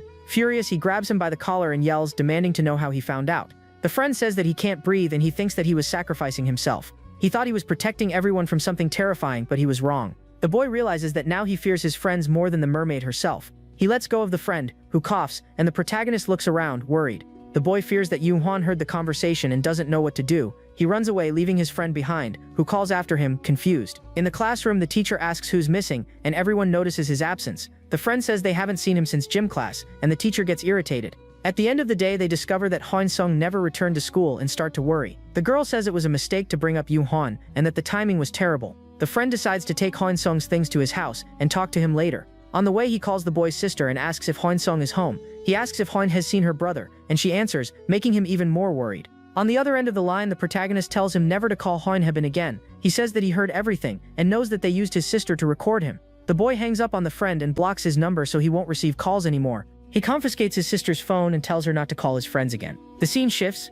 and the friend is in art class but can't focus. He gets a call from Hyeseong's sister, but it's actually him on the line. They meet at the park so he can return the backpack that was left at school. He hands over the backpack and uniform, and the protagonist says that he came to answer one last time. His friend asks if he abandoned them because Yoon Hai is obsessed with him, but in response he says no, that he's the one obsessed with her. The friend apologizes for recording the conversation but says that she's not good for him. He says that Yoon Hai is a childhood friend and that he's known her since he was 10. The boy says that he's the only one she has and that they mean nothing to him. The friend asks if he remembers what Soonbin said before the accident. He reminds him that the friend asked him not to suffer alone and to talk with them. The friend says that many people care about him and that he doesn't need her, but the protagonist replies that she's the one who helped him when he was in trouble. He says that all of that is in the past and that it doesn't matter anymore. With a sinister smile, he says that the friend isn't here anymore and that there's no point in talking about him. The friend gets angry and punches him in the face, making him fall to the ground. Back in the bathroom, he says that someone knows about her but that he never told anyone. The mermaid says that she knows and that she heard everything that happened in their conversation. He realizes that she was watching and feels even more trapped in the situation. The boy says that she must be upset and that his friend is weird and scary. She questions him and asks why he ran away if he already knew his friend would be a problem.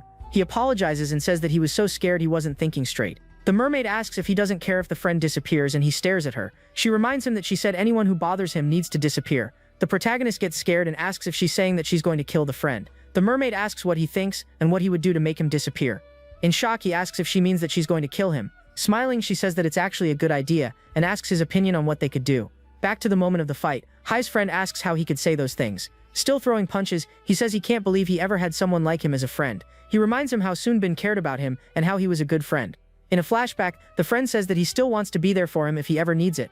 He says the problem is that Hae-sung keeps suffering alone, and that makes him nervous. The friend asks him to lean on him, or at least on the other friends who are there. He agrees and thanks him for the support, feeling a bit better after the conversation. After cleaning everything up, one of the girls says she cried so much that she needs to hug her mom. The friend is surprised that he told them everything and wonders how he became so amazing. He says that Hae-sung isn't okay and that their personalities are complete opposites. The friend asks the others to be there for him if something ever happens in the future. He says he didn't want to think that way and feels guilty for ever doubting him. The protagonist wishes it had been him who died instead of the friend who's gone. The people around separate the fight, and the friend stares at him with anger and disgust. He says he's going to ignore him and threatens him, telling him not to talk to any of them again. The protagonist is left alone, and the people nearby ask if he's okay. He doesn't remember much, but he thinks the mermaid got furious about his injuries. The boy was completely alone until graduation, with no friends to talk to. The teacher jokes, saying that the students must be happy to never see him again. He tells the students to leave because he needs to lock the classroom door. The protagonist finds a rose on his desk and is surprised by the gift. The teacher says that's enough and that their parents must be waiting outside. He turns to leave, and the teacher starts the countdown for the photo. The boy walks out of the classroom and leaves the flower behind, not caring about the gift. He hears the voice of his friend calling him to play soccer, just like old times. The protagonist walks down the empty hallway, ignoring the call of the friend who's gone. He moves forward alone, carrying the weight of his choices and his losses. He takes a train and a boat, returning to his hometown, Mole Island. He feels a bit embarrassed, but happy to be back in the place he loves. The mermaid appears in the water and waves at him with a gentle smile. He waves back and the two reunite on the island, just like the old days. In the cave, she says that she has something to show him. She asks him to close his eyes, and he asks what it is, curious about the surprise. After a moment, she tells him to open his eyes, and he sees the yellow submarine. The young man remembers that toy he left behind when he left the island. He moves toward the toy to hold it, but the mermaid doesn't let him. She hugs him and says that it's her #1 treasure and that now it belongs to her. He smiles and agrees, saying that the toy is hers forever as a gift. The mermaid says that the submarine doesn't move anymore and that maybe it's broken. He teaches her how to wind it up and the toy starts moving in the water again. The boy is happy and laughs, feeling peaceful and content by her side. But suddenly he notices something strange on her tail and asks what happened, leaving her surprised. The mermaid shows a wound on her tail and says she scratched herself on a rock. He worries and suggests applying some ointment, but she says she's fine. With a smile, she says that his concern already makes her feel much better. He gets embarrassed and agrees, not knowing what to say to her at that moment. Night falls and he asks if they should go home since it's getting late. At her house, the mermaid asks if he is sick and watches him closely. The boy shivers with cold and says that the floor is as cold as ice at night. She asks what he used to do when he felt cold, and he says he doesn't quite remember. But he recalls that his mother used to hug him under the blankets. With a loving look, she hugs him and says she will keep him warm. He hugs her back and feels a shiver because of the water dripping from her. The boy says he feels even colder because he's wet, and she stares at him. She says he's tired and should rest a bit to feel better. Suddenly they hear a noise and wonder if someone is inside the house. The door opens and an old lady appears, asking if it's Hae-seong there. He calls her grandmother and she stares at him, surprised by the unexpected visit. The woman asks what he's doing there in the middle of winter and takes him inside. She says the power was cut off and that he could have frozen to death. The lady introduces herself as Grandma Malsuk Park and takes care of him lovingly. She never married or had children and cared for his mother as if she were her own. The grandmother also paid their expenses when the boy's mother fell ill. In a flashback, lying across some chairs, he hears the old woman saying there's nothing to do. She was talking to his uncle and he said he couldn't take care of 2 children. The grandmother confronts him, saying it was her sister's dream to have her children living in Seoul. She explains that she can't take care of them because she knows nothing except diving. The grandmother listens and says she's not asking him to support his nephews. She reveals that he and the children will inherit everything she has, leaving him shocked. The lady begs him to take care of the nephews, and the boy hears everything while hiding. He looks at his uncle and realizes his life is about to change forever. Back in the present, the grandmother apologizes for not attending the graduation and asks if the uncle went. He asks if she's healthy, and the grandmother looks at him with a loving gaze. She says she'll last 10 more years and will save money for his college. He asks her not to say that and says he doesn't know what he'll do if she's gone. The grandmother smiles and holds his hand, trying to comfort him with a tender touch. She says she knows it's hard and looks at him with an understanding expression. The lady apologizes for sending them to Seoul and says she knows it was difficult. She says he can blame her, but he must not give up on himself. The boy is moved by her words and feels a little better with her support. The grandmother says she's proud of him for getting the second best grade in the class. She praises his intelligence and says he's a polite young man with many friends. The protagonist remembers his friends and how they comforted him at the funeral. The grandmother says he's the best boy she knows and that she's sure of a bright future. She invites him to sleep there and says she'll call the driver to take him back. He goes out at night and walks to the beach where he finds the mermaid waiting for him. He tries to say something, but the mermaid interrupts him with a serious expression. She asks how he would feel if she died, leaving the boy in shock.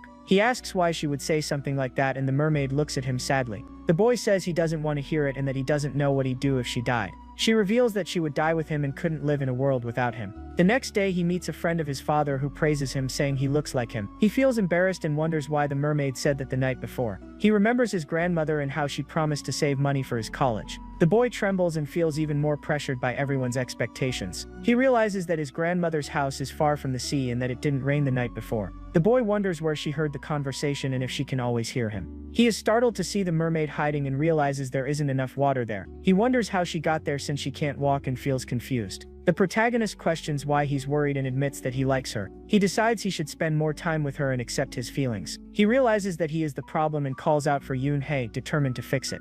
In a flashback, he smiles at the mermaid and asks if she brought what he asked for. He shows the shell he found and she shows an even bigger one, winning the contest. The boy complains that she won again and wonders where she finds such big shells. He is impressed by the size and asks if he can keep the shell for himself. Suddenly he hears his mother calling him and slips, almost falling into the water. He runs to his mother and hugs her, happy to see her back from work. She reminds him to come home before dark because his grandmother will make dinner.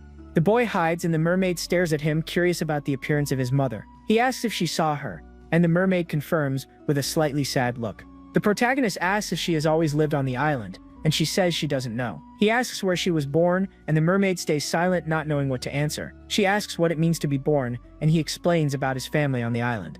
The mermaid says she used to be a little jealous of his parents and gets hurt. She says that now she has a friend just for her and doesn't feel lonely anymore. He asks if he can stay with her forever, and she agrees, happy with the idea. The boy says that when they grow up, he will have a submarine on the island or a naval base. He promises that he will become a captain and save her if anything happens, making her excited. The mermaid looks at him with a smile and he feels happy to have a friend like her. She agrees, and he lets the shell fall into the water as a symbol of their friendship. At school, it rains outside and his classmates plan to test the protagonist. They bet that whoever makes him talk will win 5,000 won as a prize. The friends approach and call him, trying to start a conversation with the boy. One of them says he has something very important to tell and that he needs to listen. A classmate pokes him, and he gets startled, falling from his chair in fright. The whole class laughs at the scene, and he gets up embarrassed by the situation. He complains that his notes are all smudged and asks what they did to him. A boy comes closer and asks if they scared him, but he slaps his hand away. The classmate defends himself, saying he just wanted to help and that he didn't need to hit him. Suddenly, the class representative intervenes, trying to defend him. She says that this is considered bullying and that they should stop fooling around. Annoyed, the boy asks why she is being so serious about the situation. He accuses her of thinking she's better for being the class president, and she ignores him. The young girl asks the protagonist if he is okay, but something shocks him. The mermaid was at the window watching everything, so he asks the representative not to touch him, leaving the girl confused. The class laughs while he leaves the room angrily. The representative says that's why one shouldn't help anyone and walks away. In the bathroom, he hugs the mermaid and feels calm and safe in her arms. He tells her that he got scared by her appearance at the window and asks if she missed him. With a serious look, the mermaid asks if those boys were bullying him. This makes the protagonist afraid that she might do something. She hugs him and says it seems like he doesn't know how to defend himself.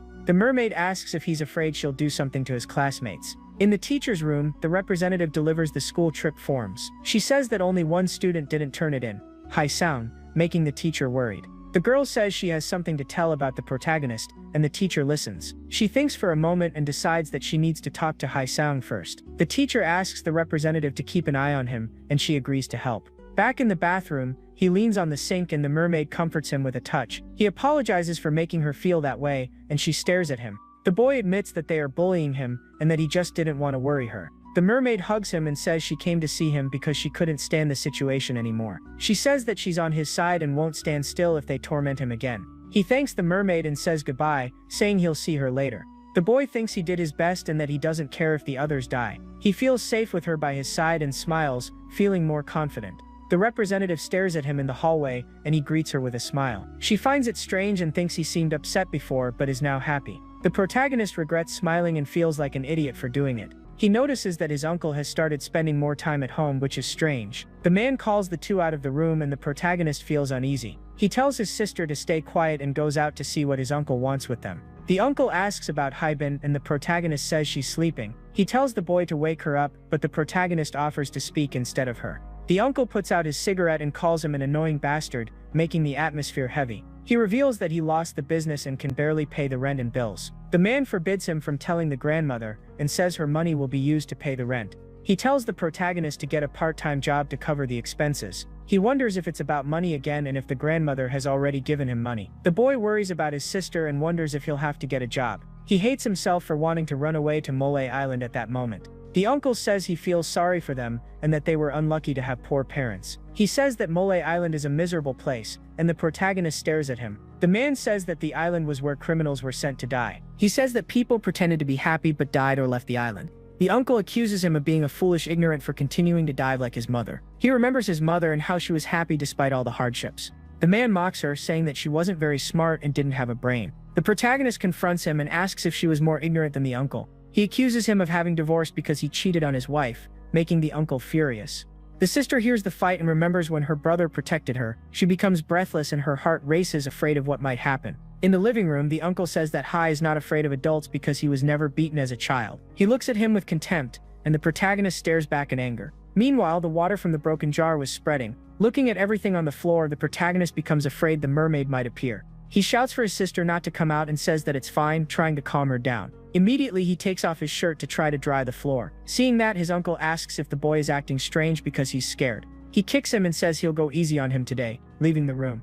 The sister opens the door and calls him, but he tells her not to come into the room. She gets worried and says she brought bandages to take care of his wounds. The girl apologizes while crying and he asks why she's apologizing. She says that he protected her when their uncle hit her and that she couldn't help him. He says that it's fine and that he'd feel worse if she got hurt. The protagonist tells her to come in and that they have school the next day. He thinks that he's not afraid of his uncle and could fight back if he wanted to. He feels as if the mermaid's power were his own and feels stronger. The boy lies down and thinks it's natural to depend on her but doesn't know how to accept it. At school, the representative calls him and looks at him with a worried expression. She says that the teacher wants to see him in the counseling room and he agrees. He thinks that it's a blessing to have a trustworthy adult, but that he wasn't that lucky. The protagonist enters the room and the teacher greets him, asking him to sit down. She says she heard about the incident with the boys and asks what happened. He says it wasn't a big deal and that it was partly his fault for acting badly. The teacher offers to talk to the boys and he refuses her help. He says he doesn't need it and that things will only get worse if she interferes. She suggests that he seek help at the student counseling center. The boy is surprised by the suggestion and suddenly someone knocks on the door. A man enters and the teacher greets him with a smile on her face. She introduces him as the student counselor, Mr. Taeyeon Mun. He thinks that the counselor was a good man, the kind of person he wanted to be. The thought torments him and he feels bad for getting involved with the mermaid. The teacher says that Mr. Mun is very popular and that he agreed to see him. She says it was a surprise and that he doesn't have to go if he doesn't want to. He silently agrees and the teacher looks at him, waiting for a response. The boy says he wants to talk about something and turns to them, gathering courage. The teacher gets startled and asks if he wants her to leave, but he says it's fine. He asks if there's a way for a minor to make a lot of money in a short time. The counselor asks if he's having financial problems and the teacher suggests a program. He sighs and realizes it will take months to get the money he needs. The boy refuses the help and says he needs the money now, thanking them and leaving. The counselor calls him and asks why he doesn't show up on rainy days. He says he heard that he has difficulties when it rains and that he can go there to spend time. The boy is surprised and wonders if he should go when it rains, thinking about the offer. He thinks that the boys will bully him if he stays in the classroom. The boy thinks the teacher is suggesting that so he doesn't make the others uncomfortable. He wonders if the counselor will really leave him alone if he goes to the center. But more importantly, he wonders if Yoon-hae will leave him alone. The boy thinks that if someone has to die, it would be better one than many. He shakes off the thoughts and says he'll think about the teacher's offer. The teacher apologizes to the counselor and he says it wasn't her fault. She says she was desperate to help him and ended up cornering the boy.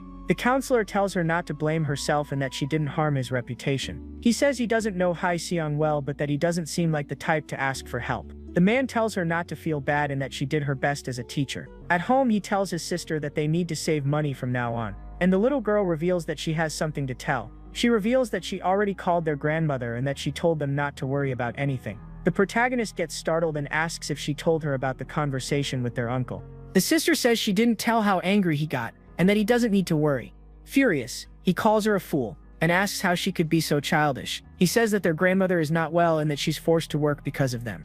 The boy yells that she risks her life every day to support them in the city. He reminds her that they're not real grandchildren and that they're complete strangers. The girl cries and says that she has no money and doesn't know what to do. He regrets yelling and the doorbell rings, interrupting the argument. A woman appears and says she's looking for something to wear, leaving him confused. She says the shoes look expensive and that she's already on her way to meet him. The woman turns to him and compliments him, saying he's adorable. She explains that the heel broke and that the uncle sent her to get a new pair.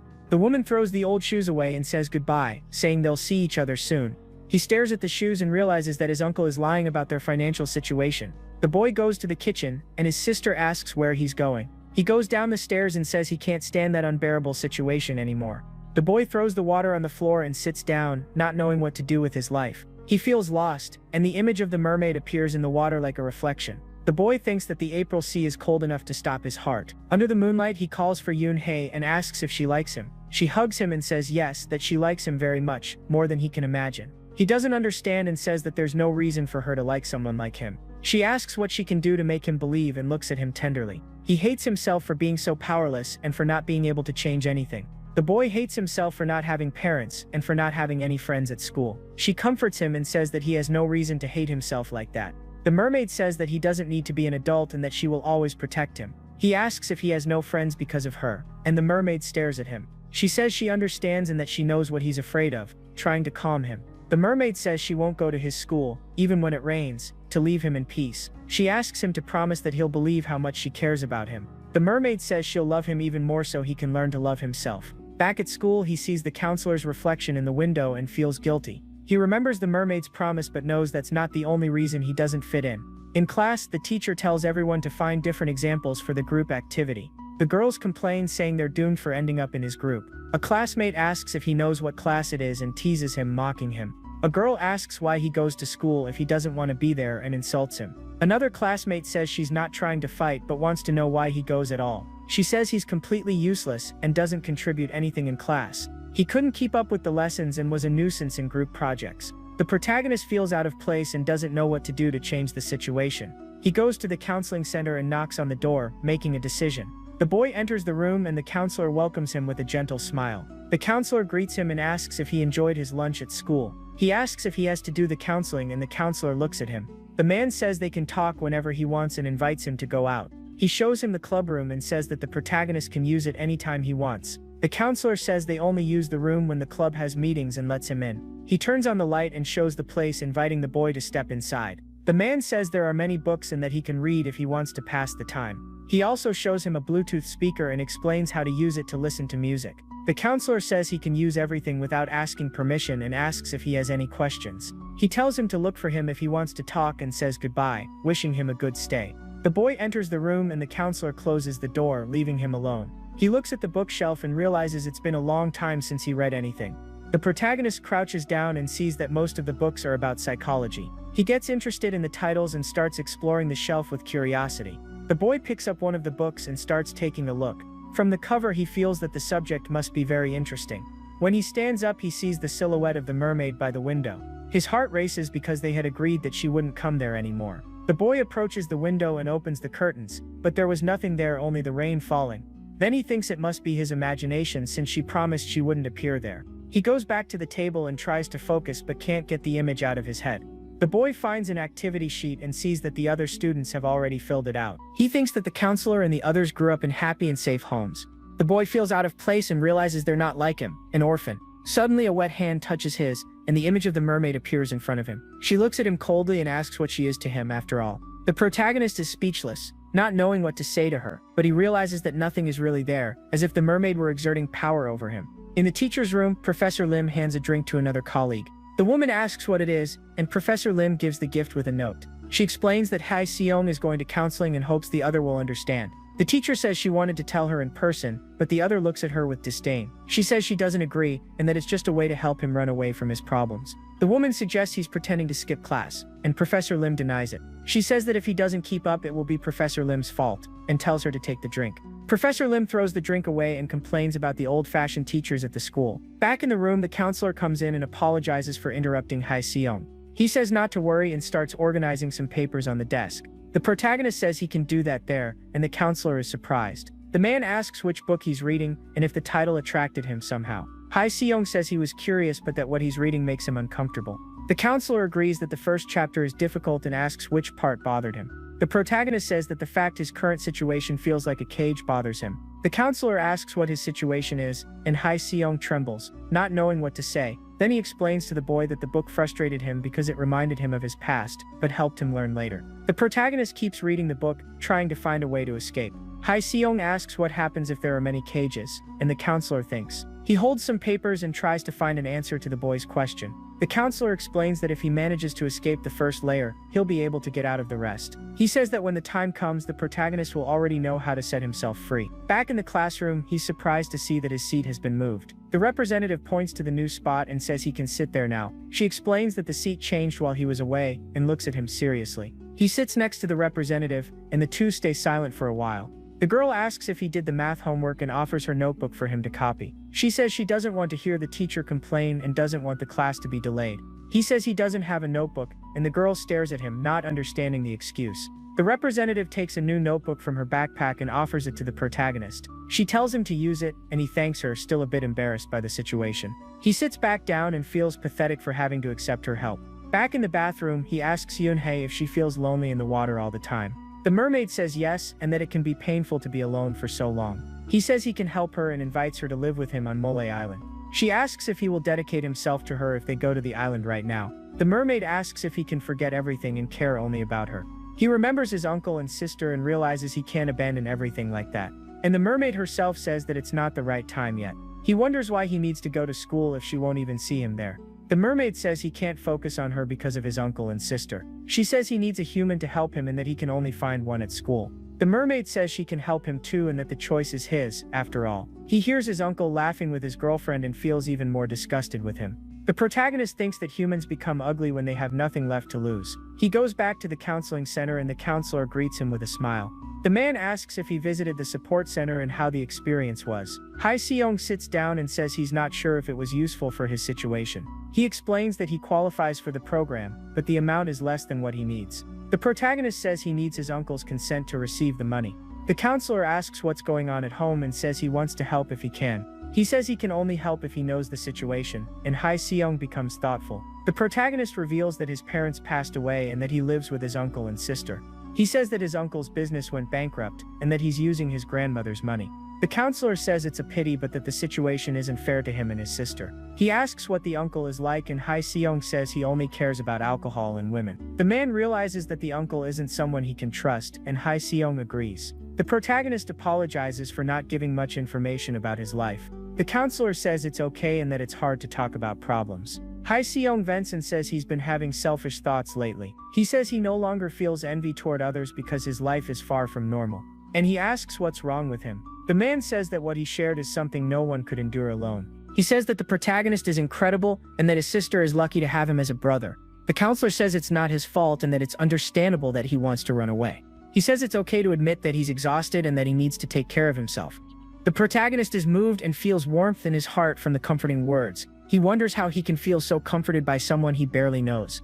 The counselor invites him to continue the conversation tomorrow, and he becomes pensive. Hai Seong says he's not sure and apologizes, not knowing what to do.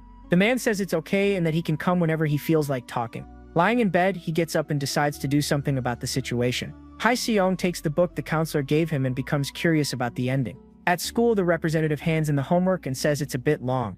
He says it's fine and takes the paper, surprising the girl with his attitude. She asks if he did the homework and he confirms, leaving the representative shocked. The two do the assignment together, and he feels a little more at ease in class. The protagonist realizes that he and the book are progressing slowly but together. He feels himself changing and starts to accept help from others little by little. The book asks if he will escape, and a tear falls on the page, wetting the paper. The image of his crying friend appears and he feels guilty for pushing him away. The protagonist stands up and realizes that his guilt has also faded with time. He sits in the room and notices that the two rooms were divided by a wall. Sometimes he hears the tearful voices of students being counseled in the other room. A girl cries and says her boyfriend ignores her and that she can't live without him. Another student says his father doesn't understand him and that he doesn't think his life will get better. The protagonist stares into nothingness and thinks that his life will never get better. In the classroom, a girl offers snacks to the representative who accepts them. She asks if it's not shocking and the representative asks what's shocking. The girl points at Hai Seong and says he's studying, which is a surprise. A friend reveals that he used to get good grades and that he was one of the best students. The representative says that what he needs now is to learn to socialize with others. She stands up and goes to her desk feeling a bit uncomfortable. At that moment, the protagonist calls her and the representative turns, surprised by the call. He apologizes and asks if he can borrow the math notebook. She hands over the notebook and he thanks her, taking the material. The representative stares at him and he starts copying the notes without looking at her. Looking at the notebook, she asks if he's not going to copy the answers. He looks at the girl without saying anything. He explains that he's getting the answer wrong and wanted to see how she solved the problem. So the girl explains to him exactly where Hai was making a mistake. Then she says she wants to ask him a question. The protagonist is surprised and says she's better at math than he is. The girl says the question is about him and looks at him with a serious gaze. He asks what it is and she wants to know which university he wants to go to in the future. The boy says he's not going to college and the representative asks why he's studying then. She feels close-minded and says that going to college isn't the only possibility. He says he stopped studying when he decided he wouldn't go to university. That's why he quit. The girl asks if he found another reason to study and he looks at her. Hai Seong says he feels better studying and that it's better than doing nothing. Two students walk by and one of them draws attention to the representative and Hai. He laughs and the classmates start whispering about the two being together.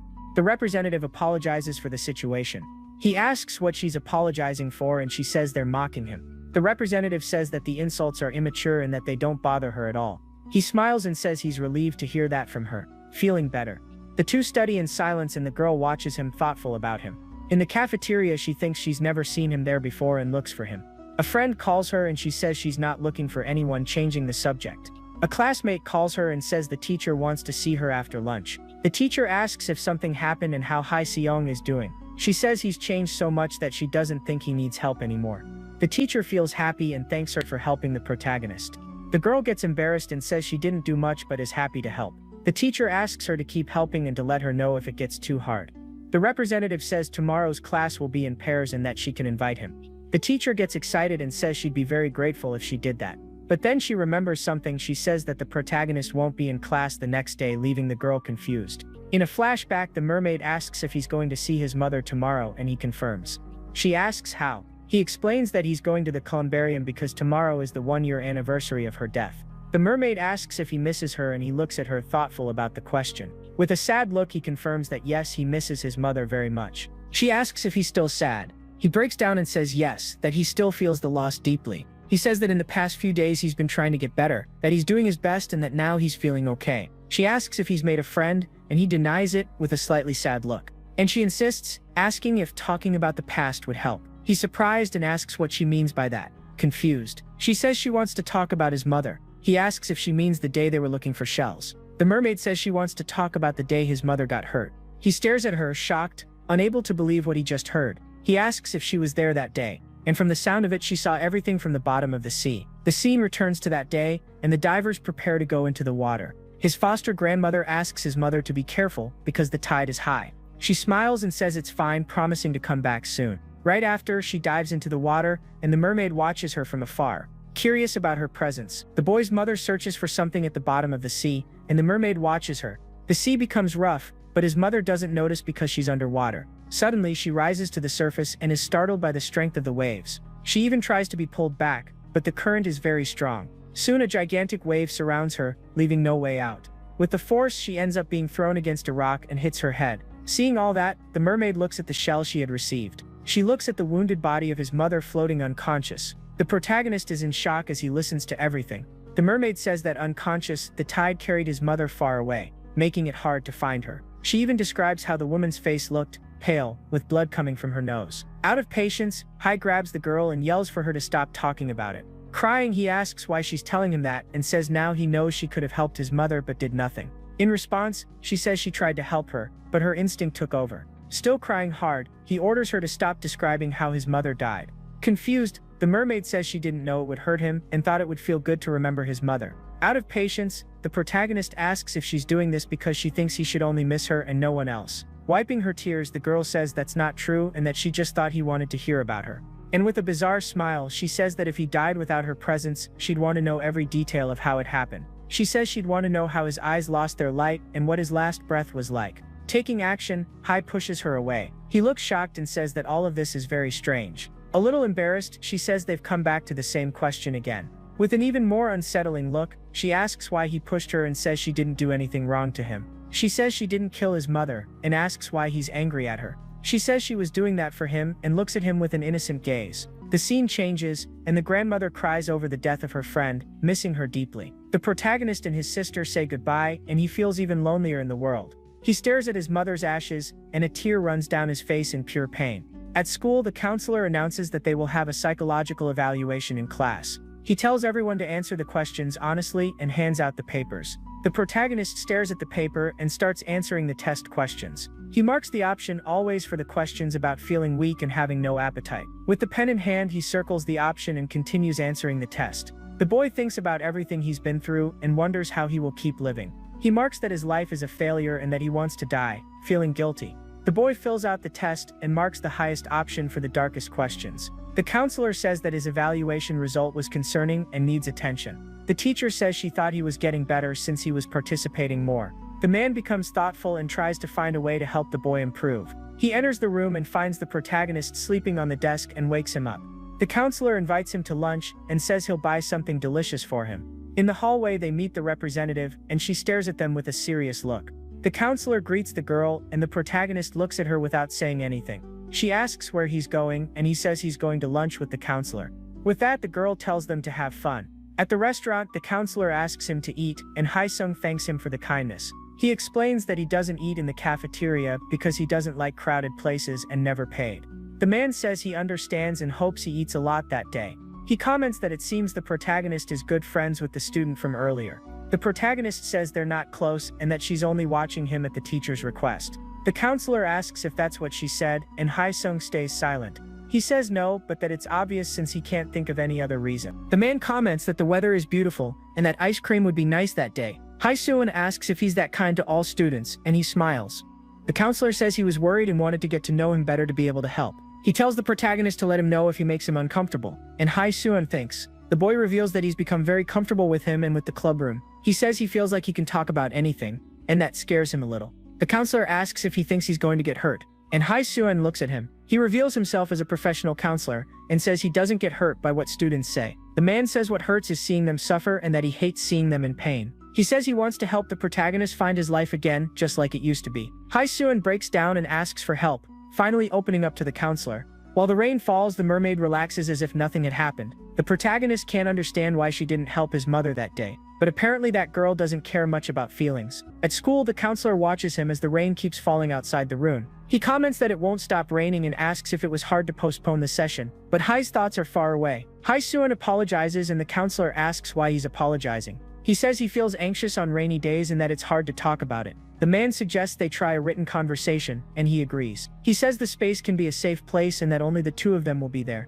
The counselor assures that everything discussed will stay between them. The protagonist says he doesn't know what to talk about, and the counselor encourages him. He says it can be anything he wouldn't tell other people. The boy stays silent and thinks about what to say, feeling a little lost. He starts by saying it's a hypothetical situation, and the counselor listens. The protagonist asks what he would do if his best friend were in trouble. He asks what he would do if his best friend killed someone who threatened him, but also what he would do if that friend killed someone precious to him. The protagonist asks how he would feel, and if the friend would be good or a murderer. He also asks if it would be neutral, for having done something good and bad at the same time. The counselor wonders why he's giving such a dramatic and specific example. He says he wouldn't see the friend as a good person and that he'd feel temporary relief, but he would develop a new fear of that friend and distance himself from him. The protagonist asks if that wouldn't be selfish and that he should feel grateful. He writes if that wouldn't make him a psychopath for forgetting his debt to the friend. The boy passes the notebook to the counselor, and he starts reading the answer. He apologizes and says he didn't mean to call him a psychopath, explaining himself. The counselor wonders if Hae-sung is the victim or the aggressor in the story.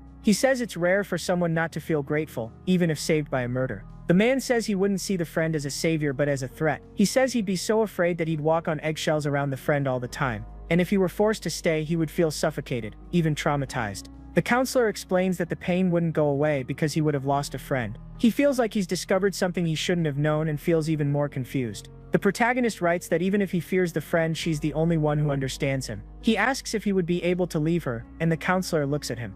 The man says it sounds like a very intimate relationship and that it would be hard to leave. But he considers the relationship sick, since the person hurt and traumatized him. The counselor says he would reevaluate the relationship and try to find a way to protect himself. He says that this shouldn't happen even in a normal relationship and that it's obsession. The protagonist thanks him and says the conversation was very helpful to him. The counselor asks if something similar happened to him, and Hae-seon looks at him. He decides to tell the truth and starts to explain why he's afraid of the rain. The boy reveals that he's not afraid of the rain but of water, especially around other people. He says it's because someone watches him from the water, and the counselor listens. The counselor asks who watches him, and he says the man won't believe him. He says it's important to talk and asks the protagonist to trust him and tell. Hae-seon's heart races, and he gathers the courage to reveal the truth. He says he'll only tell because he trusts him, and the counselor listens. The protagonist swallows hard and prepares to tell the secret that haunts him. He reveals that it's a mermaid who watches him from the water and that she's his friend. The counselor stays silent and asks if he's talking about a real mermaid.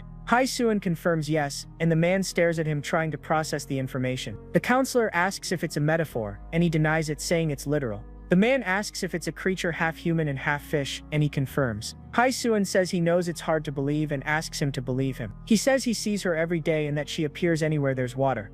The counselor asks if he can see and touch her, and the protagonist confirms. He says he met her in his hometown, and that she reappeared in the school bathroom. The boy asks if people don't believe in mermaids, and the counselor looks at him. He asks if the counselor doesn't believe him, and if he thinks he's crazy. The man says he believes him, but that he's worried about his health and the harm the mermaid causes. He suggests that Hae-seon seek medical help to recover and become healthier.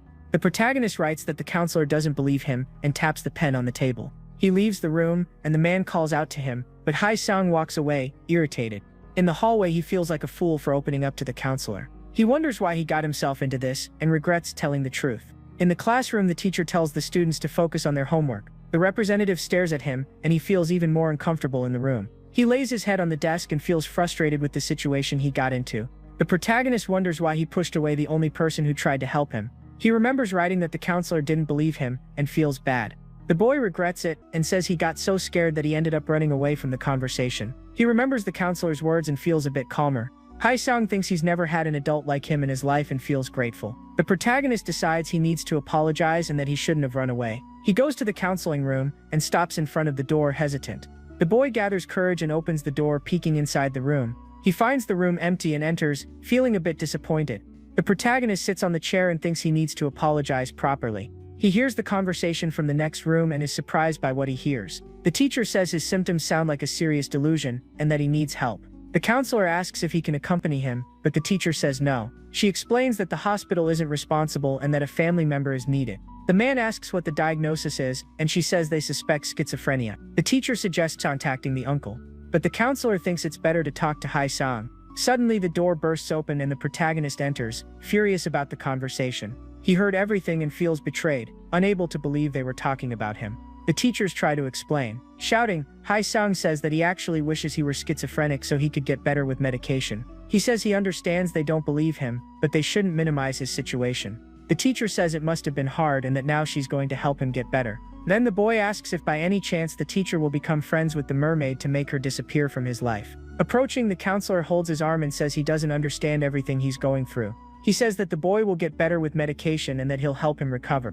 Hae-seon says that if it were possible to fix it with medicine, he'd love that, but they're wrong. He yells that he'll never take any medicine unless it's to kill himself. The teacher gets angry and says he should never say something like that. Confused, he yells that he doesn't need any of them. Another teacher appears and asks what's going on there, confused by the scene. She asks why he's yelling at the teachers and stares at him angrily.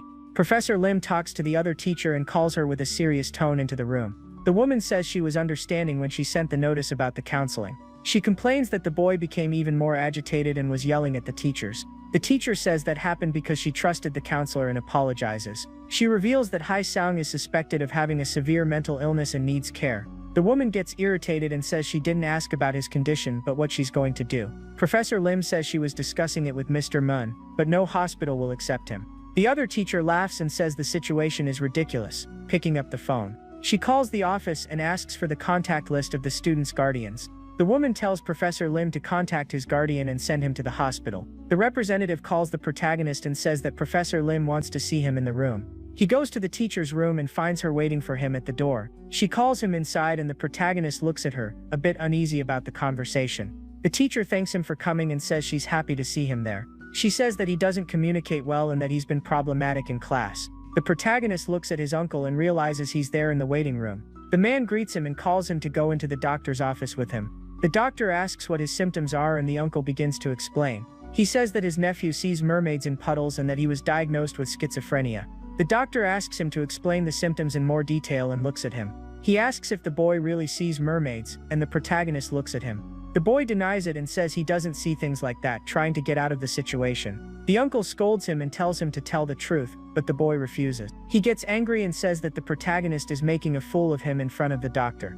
The doctor asks for a moment and the uncle stands up with a furious expression. He grabs the water jug and throws it over his nephew's head, soaking him completely. The man yells, asking what he's doing, and the doctor looks at him in shock. He orders the boy to look at the water and say if he sees a mermaid there now. The doctor calls the nurse and asks her to escort both of them out of the room. The protagonist stares into nothingness and feels humiliated and powerless with the situation. In the car, the uncle threatens him, saying he'll regret it when they get home. He says he'll make him wish he had pretended to be mentally ill to stay in the hospital. The protagonist looks at him and says, "Whatever," with a mocking smile on his face.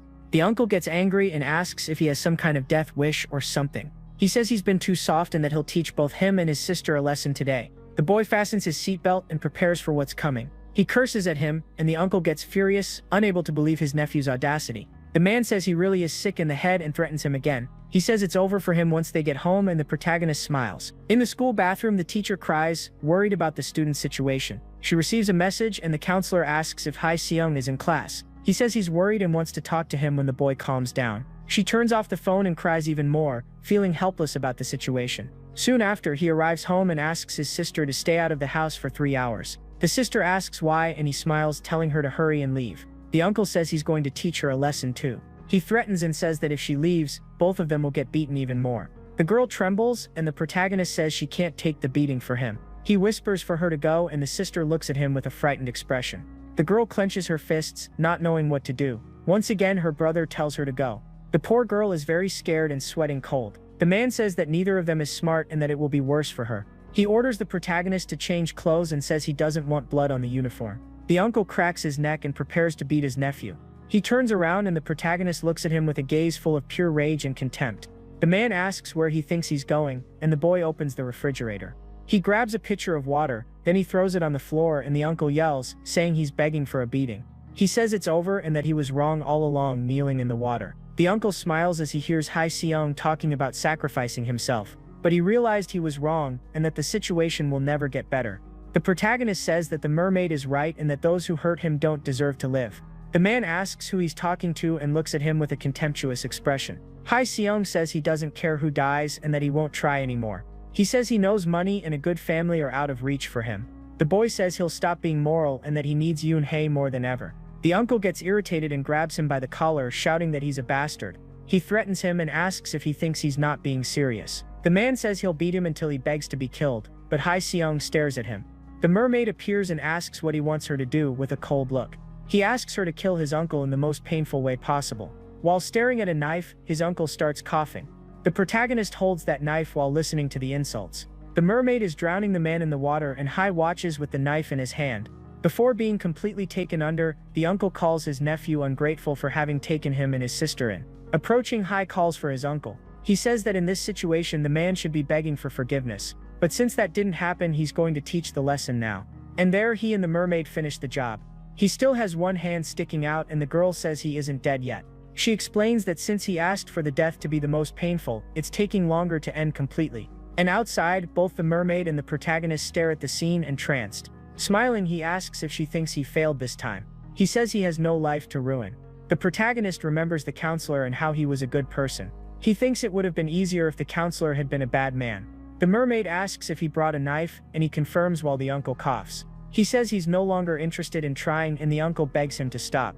The protagonist calls the mermaid and tells her to wait. He says this is wrong and that he can't let the mermaid do all the work. The uncle pleads and says that Hai Seung would never do something like that to him.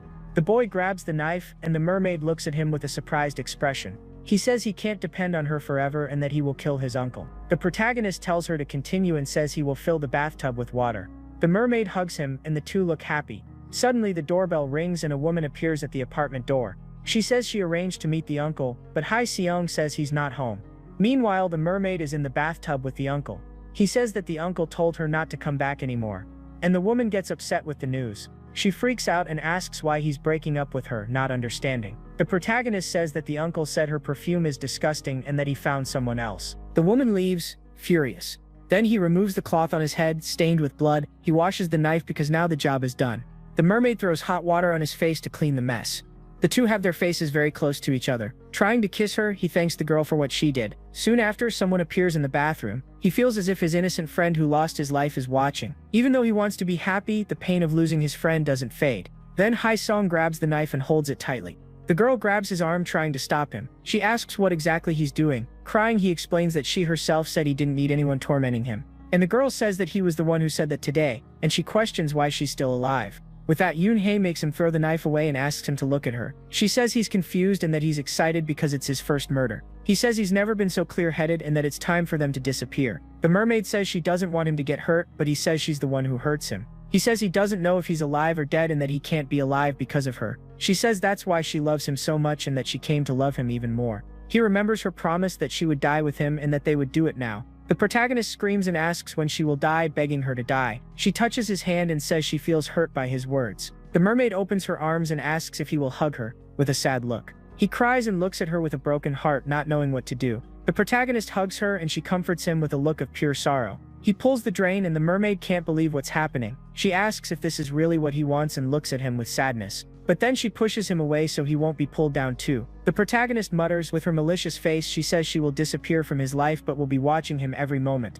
The mermaid asks if he thinks he can live without her after committing a murder. She says he won't be able to live without her and that he'll always remember her. He says he's more than used to her spying on him and that he'll be fine. The mermaid says he'll find out how foolish he's being and that she'll be waiting. She tells him to say her name and that she'll forget everything and come back to him. He refuses and says he'll never say her name until the day he dies. She says she'll wait as long as it takes and looks at him with sadness. And so she leaves and he stays there in the bathtub thinking. At the counseling center, someone knocks on the door and the counselor tells them to come in. The counselor is surprised to see the protagonist standing at the door. He bows and apologizes for what happened, saying he reacted badly. The man says it's alright, that he's not upset, and thanks him for coming back. He comments that he heard the protagonist went to the hospital and that he was worried.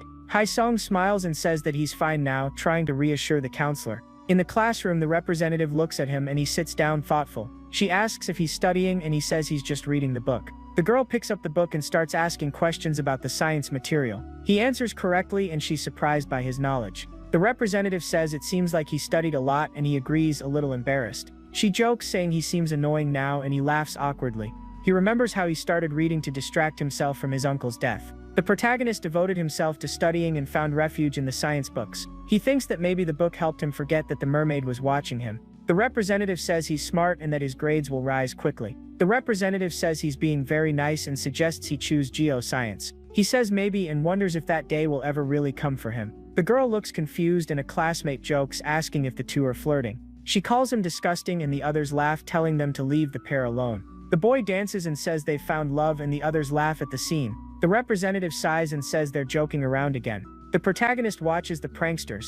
Approaching one of them, he asks if the boy is having fun. While the girl watches, the boy answers that he's dying of fear in a sarcastic tone. The boy laughs and says he's having a lot of fun. The representative asks someone to call the teacher because those boys are ridiculous. Then Hai grabs the boy by the collar and the boy says that this just proves he's dating the representative. The protagonist stares at him and asks if he's scared now that he finally reacted. He pushes him and the boy falls to the floor, surprised by Hae-sung's reaction. And on the floor, he keeps holding his classmate by the neck. The representative appears and asks her friend what he was doing. In response, he says that boy is a waste of space in the world. And leaving the boy desperate, Hai says that he just needs to die. His friends try to hold him back and beg him to calm down, but he continues. The teacher appears and asks what's going on, shocked by the scene. Both he and the representative look toward the door. Finally, Hae-sung lets go of the boy's neck, who struggles to breathe. The boy explains that the protagonist was trying to kill him.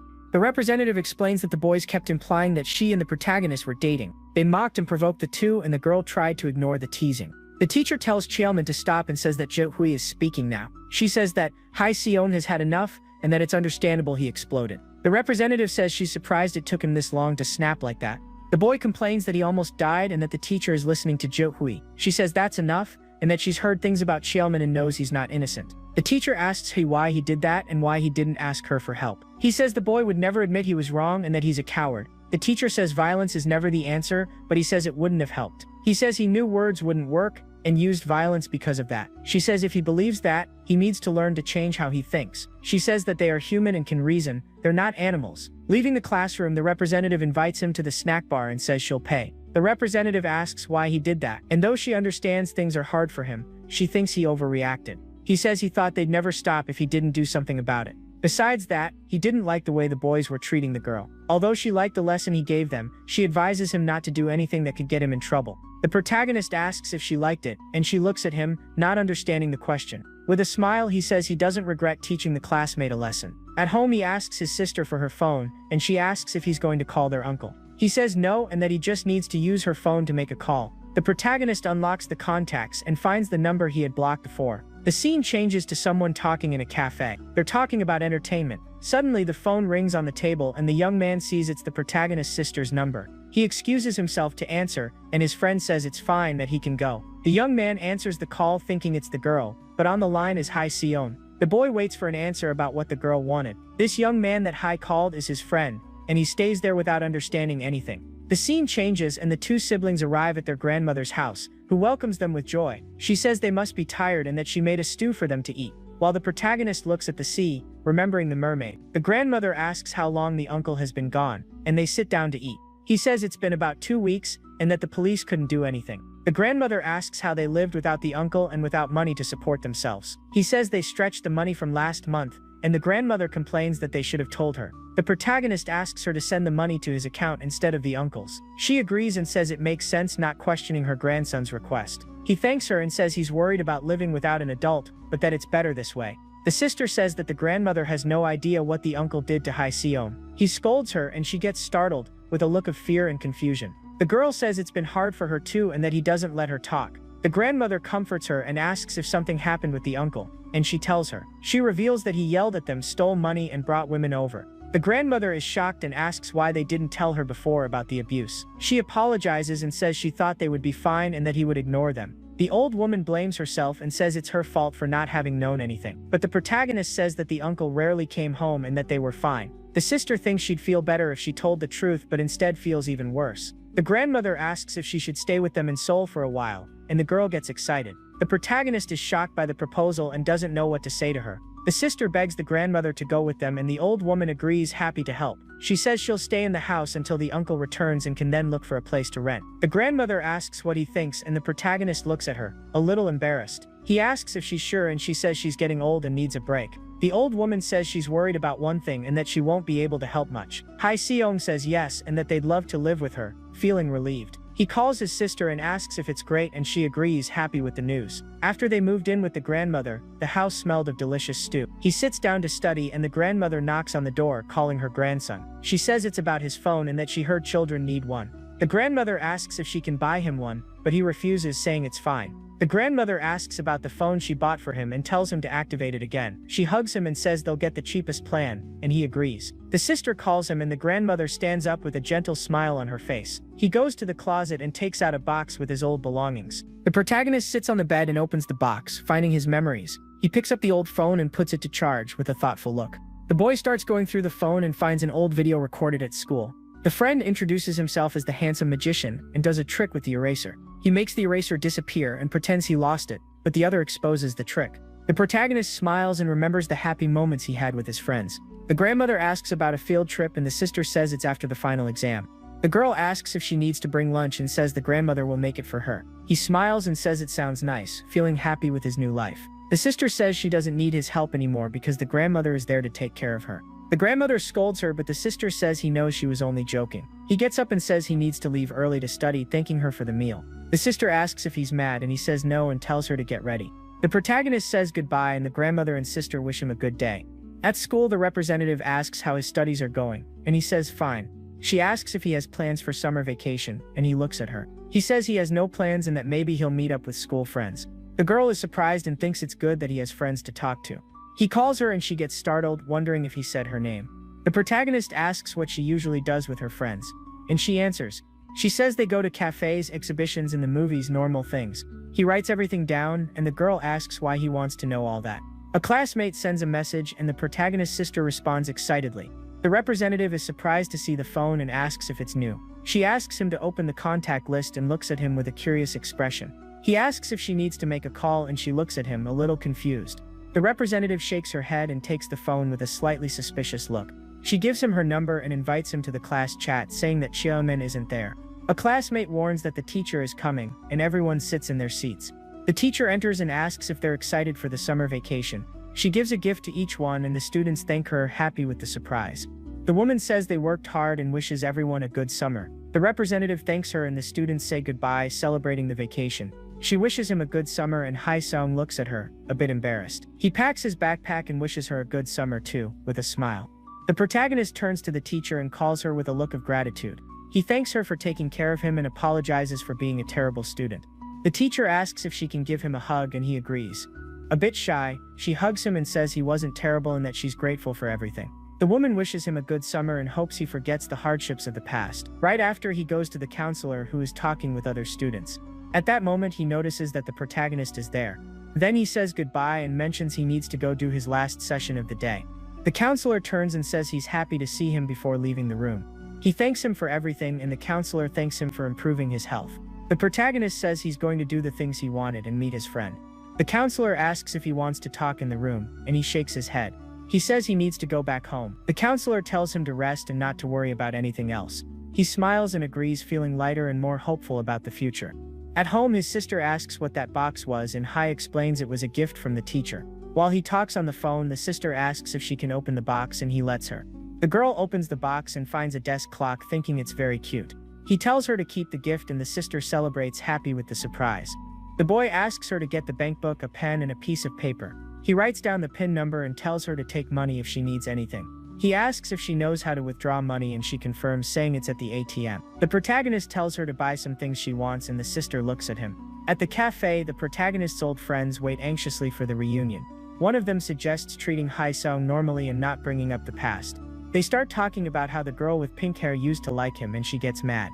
She argues with her friends and at that moment Hae-sung appears. Immediately everyone freezes and looks at him.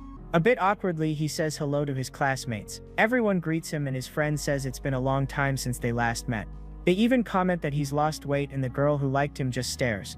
The atmosphere becomes a bit awkward as everyone falls silent. One of the girls even whispers to her friend that she doesn't know what to say with him there. His friend asks about the new school Hai is attending and says he's heard about it. But another girl comments that the school is the worst there is. His friend also says he heard that the principals are terrible. The protagonist chuckles. He agrees that the school is bad and that some boys fought with him on the first day. He asks his friend if he remembers Chan-Yong Kim, and he smiles, saying he knows how much Hai hated that boy. With a laugh, the protagonist feels happy that he still remembers that. The boy says there are at least 5 guys like him in his class, and starts banging the table hard, saying he wants to take them all down. Agitated, Hai says the school is the worst place to be, and his friends get scared. He hits the table so hard that the soda cups tip over. The pink-haired girl is shocked by the protagonist's strange reaction. His friend calls his attention, asking if everything's okay. Not understanding, Hai asks what he means. The friend says he seems very restless and changed. The protagonist says he's no different from them and that he just thinks he's changed. He apologizes and says he got excited seeing them again after so long. Sobi tries to hide her nervousness and asks him to tell what he's been up to. Suddenly he drops the bomb, revealing that he killed his own uncle last month. He says he wanted to see his friends one more time but doesn't even know what being normal is anymore. His friends begin to take strange shapes in his mind. Hai says he feels aware of everything he does and thinks he's going insane. He wonders what his personality was like back in school. His memories are so blurred that he can't even remember who he was before. He feels that he never truly lived and was always controlled by others. The protagonist thinks he's losing his mind until a friend's voice calls out to him. He returns to reality. Sobi says they had asked how things were at home. The boy then explains that their grandmother moved in with them, making everything more stable. At that, the friend remembers that she was the lady who worked with his mother. But Hae-sung changes the subject and says the real reason they're there is something else. He reveals that he really wanted to apologize to all of them for what he did. He then calls Jae-jung, saying he needs to talk about what he said that day. He recalls the fight with his friend, saying that his words weren't from the heart. The protagonist insists, assuring Jae-jung that he truly didn't mean what he said. But the friend admits that he was also very angry with him back then. He confesses that he was even willing to fight if it meant things could go back to normal. Because of everything that was said, Jae-jung found it hard to reconnect with his friend. He remembers that it wasn't easy watching Hae-sung isolate himself like that at graduation. The friend felt bad, as if he was being avoided on purpose because of the argument. But he says that now he understands that Hae-sung needed time to deal with everything. Hae-sung feels guilty because even understanding that he kept pushing. With a distant look, he denies it, saying that's not exactly what happened. He says he should have protected his friends and that they should have opened up too. A girl comments that he didn't say anything to them, but that with Sobi it was different. Sobi gets nervous and stammers, saying that everything's perfectly fine. But the memory of him insulting her in the rain comes back, proving it wasn't fine at all. Then the protagonist suddenly stands up, drawing everyone's attention at the table. He bows deeply in front of Sobi, leaving the girl shocked by his action. With his head down, he apologizes, saying he shouldn't have spoken that way. She tries to calm him, saying that it's okay and asking him to sit down and talk. She says that she's the one who should apologize to him because she realizes she really went too far. Then he holds her hands, begging her not to think that way. He explains that he said those things because he was unstable and that he never thought badly of her. Desperate, he asks her not to say she understands and to just ignore everything. With a sad look, Sobi agrees and says she won't bring it up again. Back at the table, he apologizes to everyone and admits he doesn't deserve their forgiveness. But Jae-jong says it's alright and that he just needs to be kind to them from now on. Sobi asks if they're friends again now. In his mind, he wonders how someone so awful met such amazing people. But with a sad look, he apologizes and says he can't be their friend anymore. As they leave the cafe, the friend comments that he thought things would go back to normal, but now their bond is completely broken. The girl calls out to the friend. She says maybe it's better to call the protagonist's sister. The scene changes and Hae-sung spends his days playing video games late into the night. He stays completely focused on the screen, trying to use games as an escape from reality. After staying up all night, he finally collapses on the bed, completely exhausted. At another moment, he's at a karaoke bar, but his gaze remains empty and distant from everything. Days later, the boy goes to an art gallery, wandering alone among the people. He stops in front of a painting of the ocean that seems to call to him, titled "Come to Me." With the hood covering his face, he walks down the street, lost in thought. The scene advances a few more days and the anguish in his eyes only seems to grow. The protagonist stares at the sky with a tired expression, as if he has given up. A memory takes him to the rooftop on the day of Sunben's funeral, when it didn't rain. He remembers that it was the day he himself had planned to end his life. But suddenly, he hears the sound of the rooftop door opening behind him. Surprised, he looks back and asks how the person knew he would be there. It was his sister Hae-ben, who runs to him and hugs him, saying she missed him so much. She apologizes for saying she didn't need his help anymore, feeling guilty. With a tired look, he comforts her, saying that none of it was her fault. The little girl promises to study hard and not complain, just to make him happy. Desperate, she begs him not to leave, because now they can have a good life. A memory shows the two of them as children hugging and how different things are now. He hugs her back and apologizes, knowing it had been even harder for her. At that moment, he realizes he doesn't want to die, he just wants to eat his grandmother's food. He just wanted to sleep through the night without waking up from nightmares. The boy wished to enjoy the normal things that everyone else had. At that moment, the friends arrive on the rooftop, crying. But he hasn't seen them yet because he's still hugging his sister. He cries and begs for one last chance to be happy. The scene changes to the past, where his teacher and sister were waiting for someone to pick her up. The teacher suggests calling the uncle, but little Hae-ben shakes her head, rejecting the idea. Suddenly, the little girl hears a voice calling her name and turns to look. It was little Hae-sung, running excitedly with an umbrella in his hand. He apologizes for being late, and the woman says it's all right. But the little girl makes an angry face. She starts hitting him, saying that he must have been playing soccer again. In response, the boy says he warned her he might be late because he had a math competition. Furious, the sister yells that he's selfish for caring more about the competition. He hugs his sister and apologizes, promising never to be late again. He even made special lunches for the little one, who still pouted. At home, he always took the blame for things so his sister wouldn't get hit by their aunt. He feels guilty for everything, and asks his sister for forgiveness, even when she's asleep. And now she smiles, saying she doesn't need him anymore because she has grandma. The scene changes to Hae-ben on the phone, blaming herself for saying that to her brother. She tells Solbi that she's scared and her friend asks her to keep an eye on him. The little girl then starts following her brother, watching him play video games. She also follows him to the karaoke place, waiting outside unnoticed. At the art gallery, the little one watches him from afar, hiding behind a wall. On the phone, she tells her friend that he's at the Jushong building, continuing to follow him. Hae-ben sees her brother entering the elevator as the doors begin to close. She explains to Solbi that Hae-sung just entered the elevator, making her friend tense. The panel shows the elevator going down from the 10th floor, where there are several offices. With a trembling voice, the little girl begs Solbi to come there right now.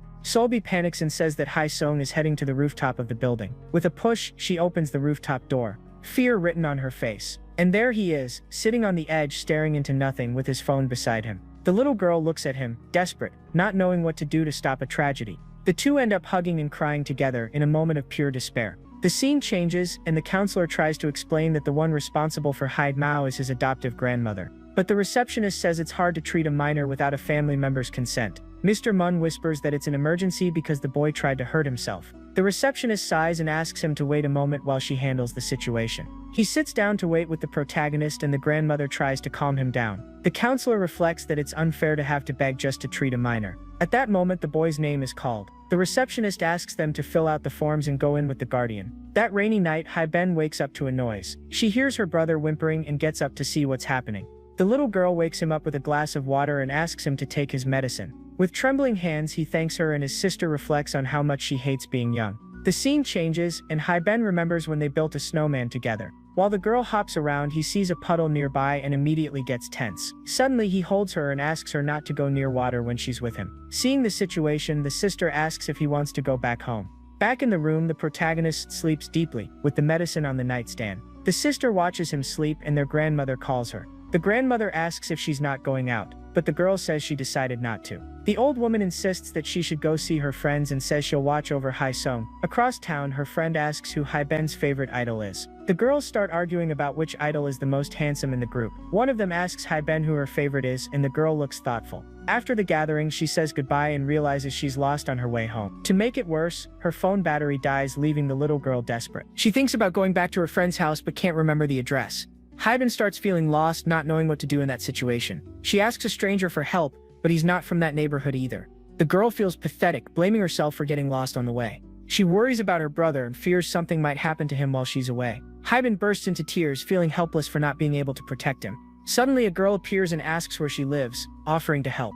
The young woman agrees to take her and asks Hai-ben's age, surprised by the answer. Hai-ben asks if she's in high school, and the girl confirms she is. She comments that her brother is also in his first year and studies at Bui High. With a smile, the girl asks what Hai-ben's brother's name is. Lying in bed, he wakes up and sees his sister and Jae-hui beside him. The protagonist leaves the room and asks what's going on, confused by the visit. Jae-hui greets him, and Hai-ben smiles, happy to have her friend there with her. The sister explains that she got lost and that Jae-hui brought her back home. Suddenly, the grandmother appears and asks who Hai-sung's friend is, leaving him embarrassed. Jae-hui introduces herself, and the grandmother invites her to dinner, praising the family's food. During dinner, they talk about Jae-hui also studying at Bui High. Suddenly, he picks up his phone and sends a message to the girl, who's surprised. In the message, he asks if she doesn't need to go home and that she shouldn't force herself. She replies that it's fine and praises the grandmother's cooking, saying it's delicious. The protagonist smiles and feels a bit more comfortable with her there. Hai-ben taps her utensils on the table and looks at the food with a joyful expression. She eats eagerly and seems to be having a lot of fun with Jae-hui's visit. The grandmother praises Jae-hui for being class president and for being so pretty and smart. The old woman comments that Hai-sung also used to win many awards at school. The grandmother keeps boasting about his grades, but the boy asks her to stop, embarrassed. Then she asks the representative how Hai-sung has been doing in high school, changing the subject. While eating, Jae-hui confirms that he's really very smart and kind to everyone. The scene changes, and after dinner, the two are left alone, with a more serious atmosphere. Outside, he walks her home and thanks her for everything she did that day. He feels indebted, but the girl says it was nothing since she got a dinner out of it. Then she asks if he's been studying at home, and the boy says not much. Jae-hui wants to know why, and he explains that he simply can't concentrate. She understands, saying she also finds it hard to study at home, and he agrees. The girl says she can go home by herself, and he says goodbye, telling her to take care. But the memory of his grandmother praising him comes back, making the girl thoughtful. Then Jae-hui grabs his arm, calling his name decisively. She invites him to study together during the vacation, leaving the boy surprised. The girl tells him not to waste his brain and that they'll study together tomorrow. Without giving him time to answer, Jae-hui runs off, leaving him standing there in shock. Standing in the street, he touches his face, still processing Jae-hui's unexpected invitation. Back home, his sister spies on him in the bathroom and asks why he's staring at her. With a grin, she asks if he likes Jae-hui or Solbi, leaving him embarrassed. Hai-ben says he's lucky and that she can't wait to see which one he'll choose. He washes his face and says they're just friends, trying to end the conversation. Then his sister says Jae-hui's on the phone and hands it to her brother. He answers, and the friend asks how things are, trying to make small talk. Jae-huizong invites him to see a movie with Solbi, and he's surprised by the invitation. The next day, he and Jae-hui finish studying, and she suggests they correct their work. The two sit facing each other and start checking the pages. He's surprised to see she got every question right and feels impressed. Jae-hui looks at him and he asks if he did very badly on the test, a bit awkwardly. She reveals he only missed 3 questions and looks at him with surprise. He says they were basic things, but she praises him, saying he's very smart. She suggests that maybe they'll end up going to the same university in the future. He looks at her and asks if she really thinks that could happen. Jae-hui says it would be great, and he looks at her a bit surprised by the answer. He says he'll have to study a lot since he plans to go to a good school. She asks what time he'll meet his friends, and he says in 10 minutes. Jae-hui asks if he has anything to do afterward, and he says no, not really. He then invites her to watch a movie with him, leaving the girl a little embarrassed. At the theater, he asks if it's okay for Jae-hui to join them, sounding a bit nervous. The group agrees, and Solbi comments that Hae-seung had been studying with a girl. He offers to pay for the tickets, saying his grandmother told him to cover the bill. The protagonist goes to the ticket counter, and Jae-hui watches him from afar, thoughtful. She feels a little out of place and realizes he left her alone with his friends. The friend whispers something to Solbi, and Jae-hui gets curious about what they're saying. Jae-hui-sung asks if she's going to study with Hae-seung all summer, and she confirms it. He wants to know how they arrange the meetings and asks if it's through Haebin. Jae-hui looks confused and asks who Haebin is, if she's the protagonist's sister. The boy confirms and asks if he also talks to her using his sister's phone,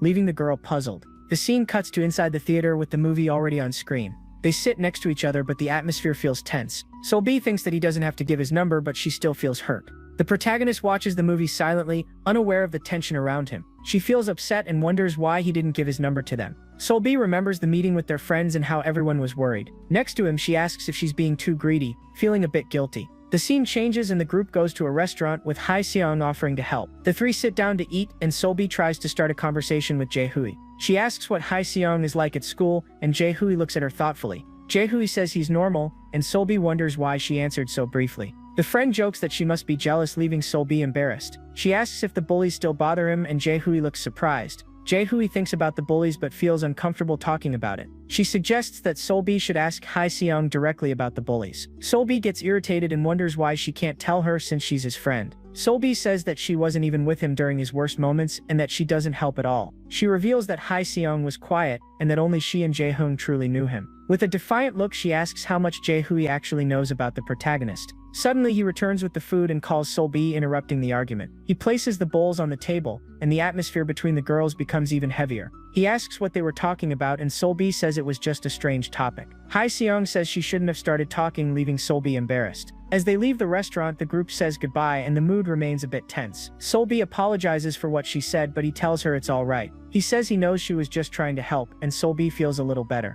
The friend complains that Solbi should have been more careful with her words. He approaches Jae-hui and asks for her number, leaving the girl surprised. She hands him her phone and he saves the number, thanking her for her kindness. He invites her to the art school festival and says that even celebrities will be there. Jae-hui agrees to go if she has time and looks at him with a mysterious expression. The friend gets all excited and his heart races after getting Jae-hui's number. In the car, Solbi looks down and the friend asks why she's so sad. She says that Hae-seung told her everything was fine but obviously didn't mean it. Solbi asks if something good happened since her friend seems so cheerful. He gets embarrassed and she jokes, asking if she can playfully hit him. The scene changes and Hae-seung and Jae-hui walk down the street talking about the day. He stops her and calls her by name with a serious and determined look on his face. The protagonist reveals that he wants to go to the same university as her, surprising her. He says that the field she chose is interesting and that he thinks he can do it. Jae-hui says then 2 hours a day won't be enough to study. He agrees and says he doesn't know why, but he feels motivated by the idea. She challenges him to memorize 60 English words per day, and he accepts the challenge.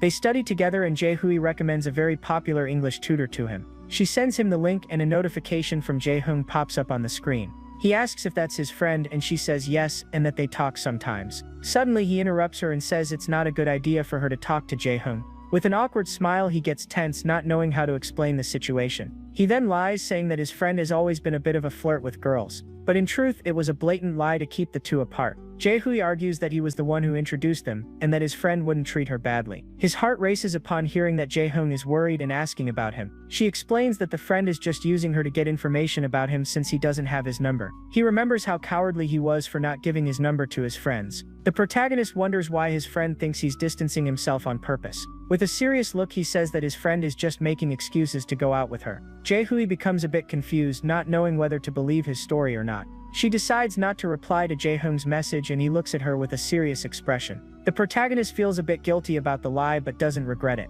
He reminds her to take her umbrella and the two say goodbye at the cafe door. The rain begins to fall and the promise of seeing her again fills him with joy. He opens the umbrella and the rain starts to fall slowly from the sky. He extends his hand and feels the raindrops touch his skin. The protagonist reflects that spending the day with Jae-hui made him feel like he deserved to exist. He looks at the rain and feels happy to have found a reason to keep going. With a smile, he says that he's doing fine even without the mermaid around, but she's still following him every step of the way. Back in the classroom, the teacher asks everyone to pass the forms to the front. A classmate raises his hand and hands the form forward to the front of the room. On Jaehui's form, she writes Haesong's name as her close friend. She confronts him and asks if he read her form, leaving him embarrassed. Jaehui slaps him and asks why he thought it was funny to be her only friend. He smiles and says he doesn't mind since she's also his only friend. The teacher asks if anyone wants to volunteer to be class president. Since no one offers, he decides to pick someone at random, making Jaehui tense. She volunteers and the teacher asks for her name, writing it on the board. He calls her to the front of the class and Jaehui walks up with a determined look.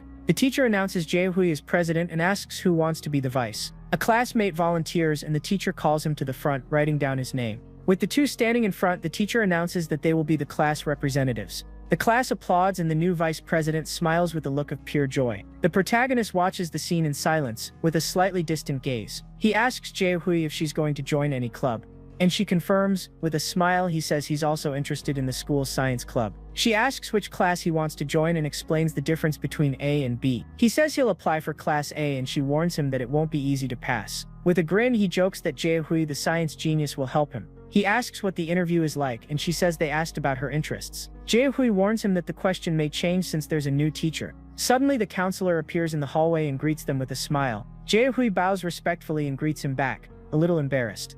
Mr. Moon greets them and Haesong looks at him with a slightly surprised expression. The protagonist stammers a hello, not knowing how to act in front of the counselor. He worries, thinking Mr. Moon will ask if he's doing all right. But the counselor only wishes them a good lunch and leaves with a smile. Jaehui asks why he got so nervous, and he looks at her awkwardly. He covers it up, saying the thought of the interview made him a little tense. The girl jokes that he's already worried about the interview and he laughs. She says it's not a university interview and there's no reason to worry. Looking at his friend, he reflects that he wants her to remember only how well he's doing now. In the cafeteria, she comments that she's going to have eye surgery because her glasses bother her. Suddenly, the vice president appears with a tray and greets the girl. He asks if he can sit with them and Jaehui agrees, a little shy. The boy asks if she knows his name and she apologizes, unable to remember. He jokes that he's hurt and introduces himself as Minju Song, the vice president. He says he remembers their names because one is the president and the other's name is unique. Minju asks if they were in the same class last year and she confirms. Jaehui asks if he knows Professor Choi and he says yes. The protagonist stays silent, thinking about how noisy the boy is.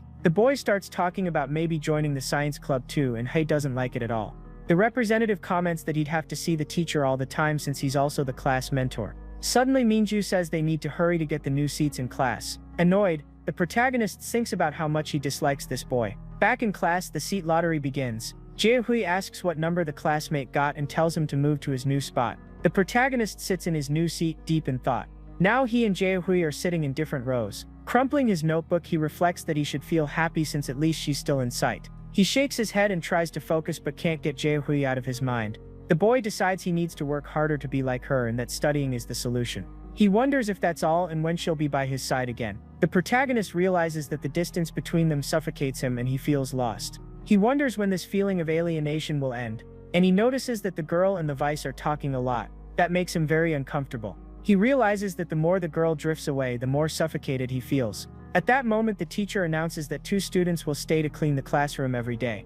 This time, the protagonist and another girl stay behind while her friend keeps trying to hurry her. The friend threatens to leave her behind if she doesn't finish now. So Hae asks if she wants to go and offers to finish cleaning by himself. The girl thanks him and leaves, letting Hae-song alone in the classroom. After finishing cleaning, he walks to the lockers with a thoughtful look. He notices something and touches Jaehui's desk, his eyes filled with pure admiration. Then he lies down on her desk because to him, Jaehui wasn't just the center of the class but of his entire world.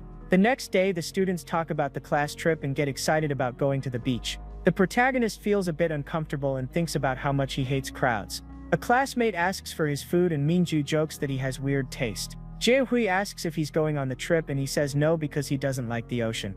Mingyu insists he should go since it'll be the class's last trip of the year. The boy says he'll have fun with Jaehui, and she agrees without much enthusiasm. The protagonist gets irritated and wonders why Mingyu mentioned Jaehui all of a sudden. He stares at the form and the image of Mingyu smiling makes him even angrier. With a determined look, he marks the option yes on the trip form. 3 weeks later, the students gather in front of the school for the class trip. Mingyu hugs him and invites him to sit with him, but he says he's going with Jaehui. He asks if the two are dating, making the protagonist even more irritated. The protagonist thinks Mingyu is annoying and wonders why he said that. The boy defends himself, saying he's just curious since they're always together. Hai Seong confronts him, and Mingyu says it's different because they're representatives. He denies that they're dating and says he just feels comfortable with Jaehyui. But Jaehyui reveals that she's sitting with someone else, leaving Hai Seong surprised. He tries to hide it and says she can sit with Mingyu, who's looking for a seat. A classmate complains that everyone is taking too long to choose seats and tells them to sit down already. The protagonist sits alone and wonders if Jaehyui thinks they're getting too close. He reflects on their friendship and wonders how he can change the situation. Mingyu sits next to him and the two watch their reflections in the bus window. He comments that Jaehyui is sitting with another guy and Hai Seong gets irritated. The bus continues the trip and the classmates talk excitedly about the beach. Mingyu suggests throwing their friends into the water. Hai interrupts him and says he doesn't like those kinds of jokes and won't join in. The protagonist says he'll take a nap and Mingyu watches him thoughtful. When they arrive at the hotel, the teacher tells the class to go to their rooms and rest. The students get excited and Mingyu comments that the room looks normal online. Suddenly he meets the classmate Hai had fought with and greets him, asking if he's unpacked yet. The classmate confirms and Mingyu jokes that his group arrived earlier. The boy stares and Hai Seong looks away, feeling a bit uncomfortable. Mingyu asks why he didn't greet the classmate and he says they're not close. But he says that apparently the blonde one is close to the boy. The classmate reveals that their mothers are friends and that they've known each other since childhood.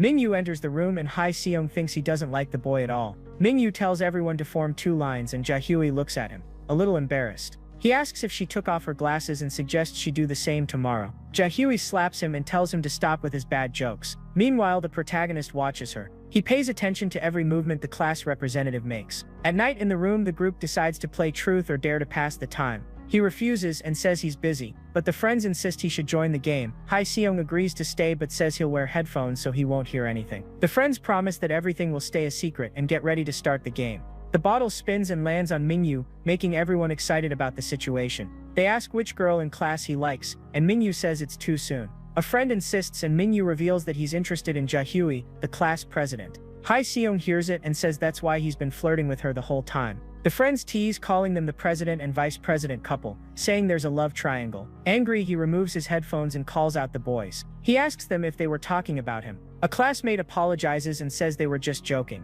The protagonist asks why they'd talk about him since he didn't want to join the game. He asks them not to talk about him anymore and the phone rings, interrupting the conversation. At that moment, the class representative asks to meet him in the hallway, leaving the boys curious. The friends whisper that it's obvious Jaehyui is interested in Hai Seong. They peek through the door and see Hai Seong and Jaehyui talking in the hallway. He asks if something happened and Jaehyui sighs with a worried look. Then she touches the protagonist's head and stays there, caressing him. Jaehyui apologizes and says it was a dare from the truth or dare game. He gets embarrassed and says it's fine, trying to hide his discomfort. In the hallway, a group of girls start laughing as they watch the scene. The mood gets awkward and Jaehyui tells him they should go back to the teacher's room. He asks what the dare was and she says she can't tell because of the rules. The friends peek through the door and say that no way, they're definitely not together. They whisper, saying it's obvious the two are flirting with each other.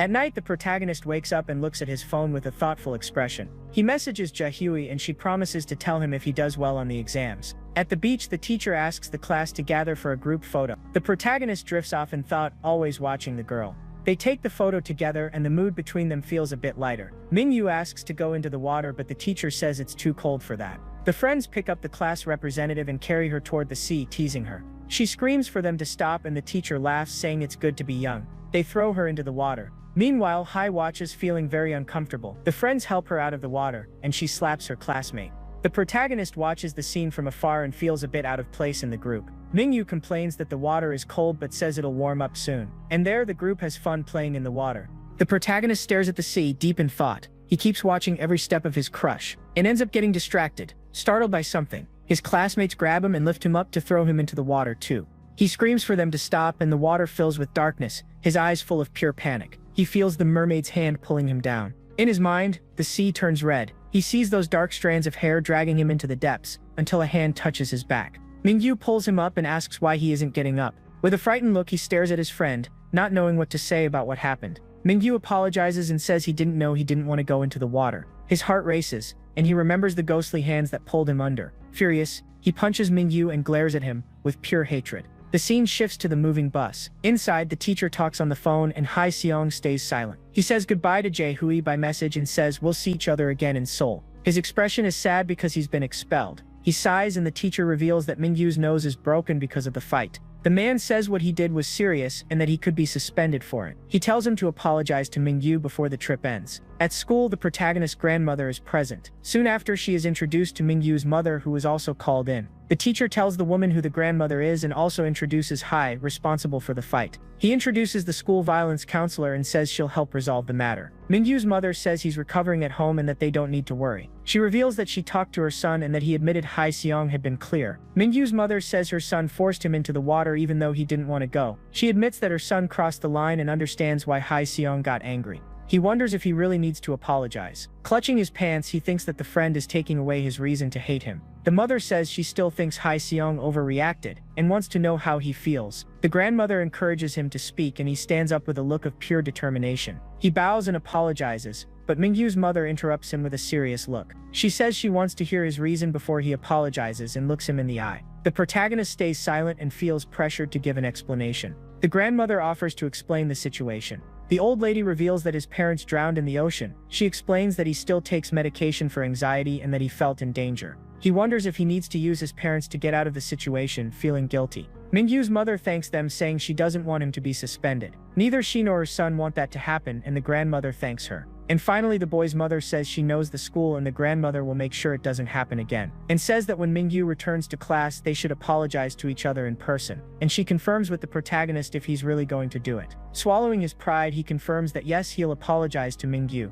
And with that, we wrap up this video. There are more chapters of this story, so if you want a continuation, comment Stalker Mermaid below. The more comments you leave, the higher the chances I'll bring the next part. I'm also going to recommend 2 videos here on the channel that I'm sure you'll enjoy. See you next time, everyone.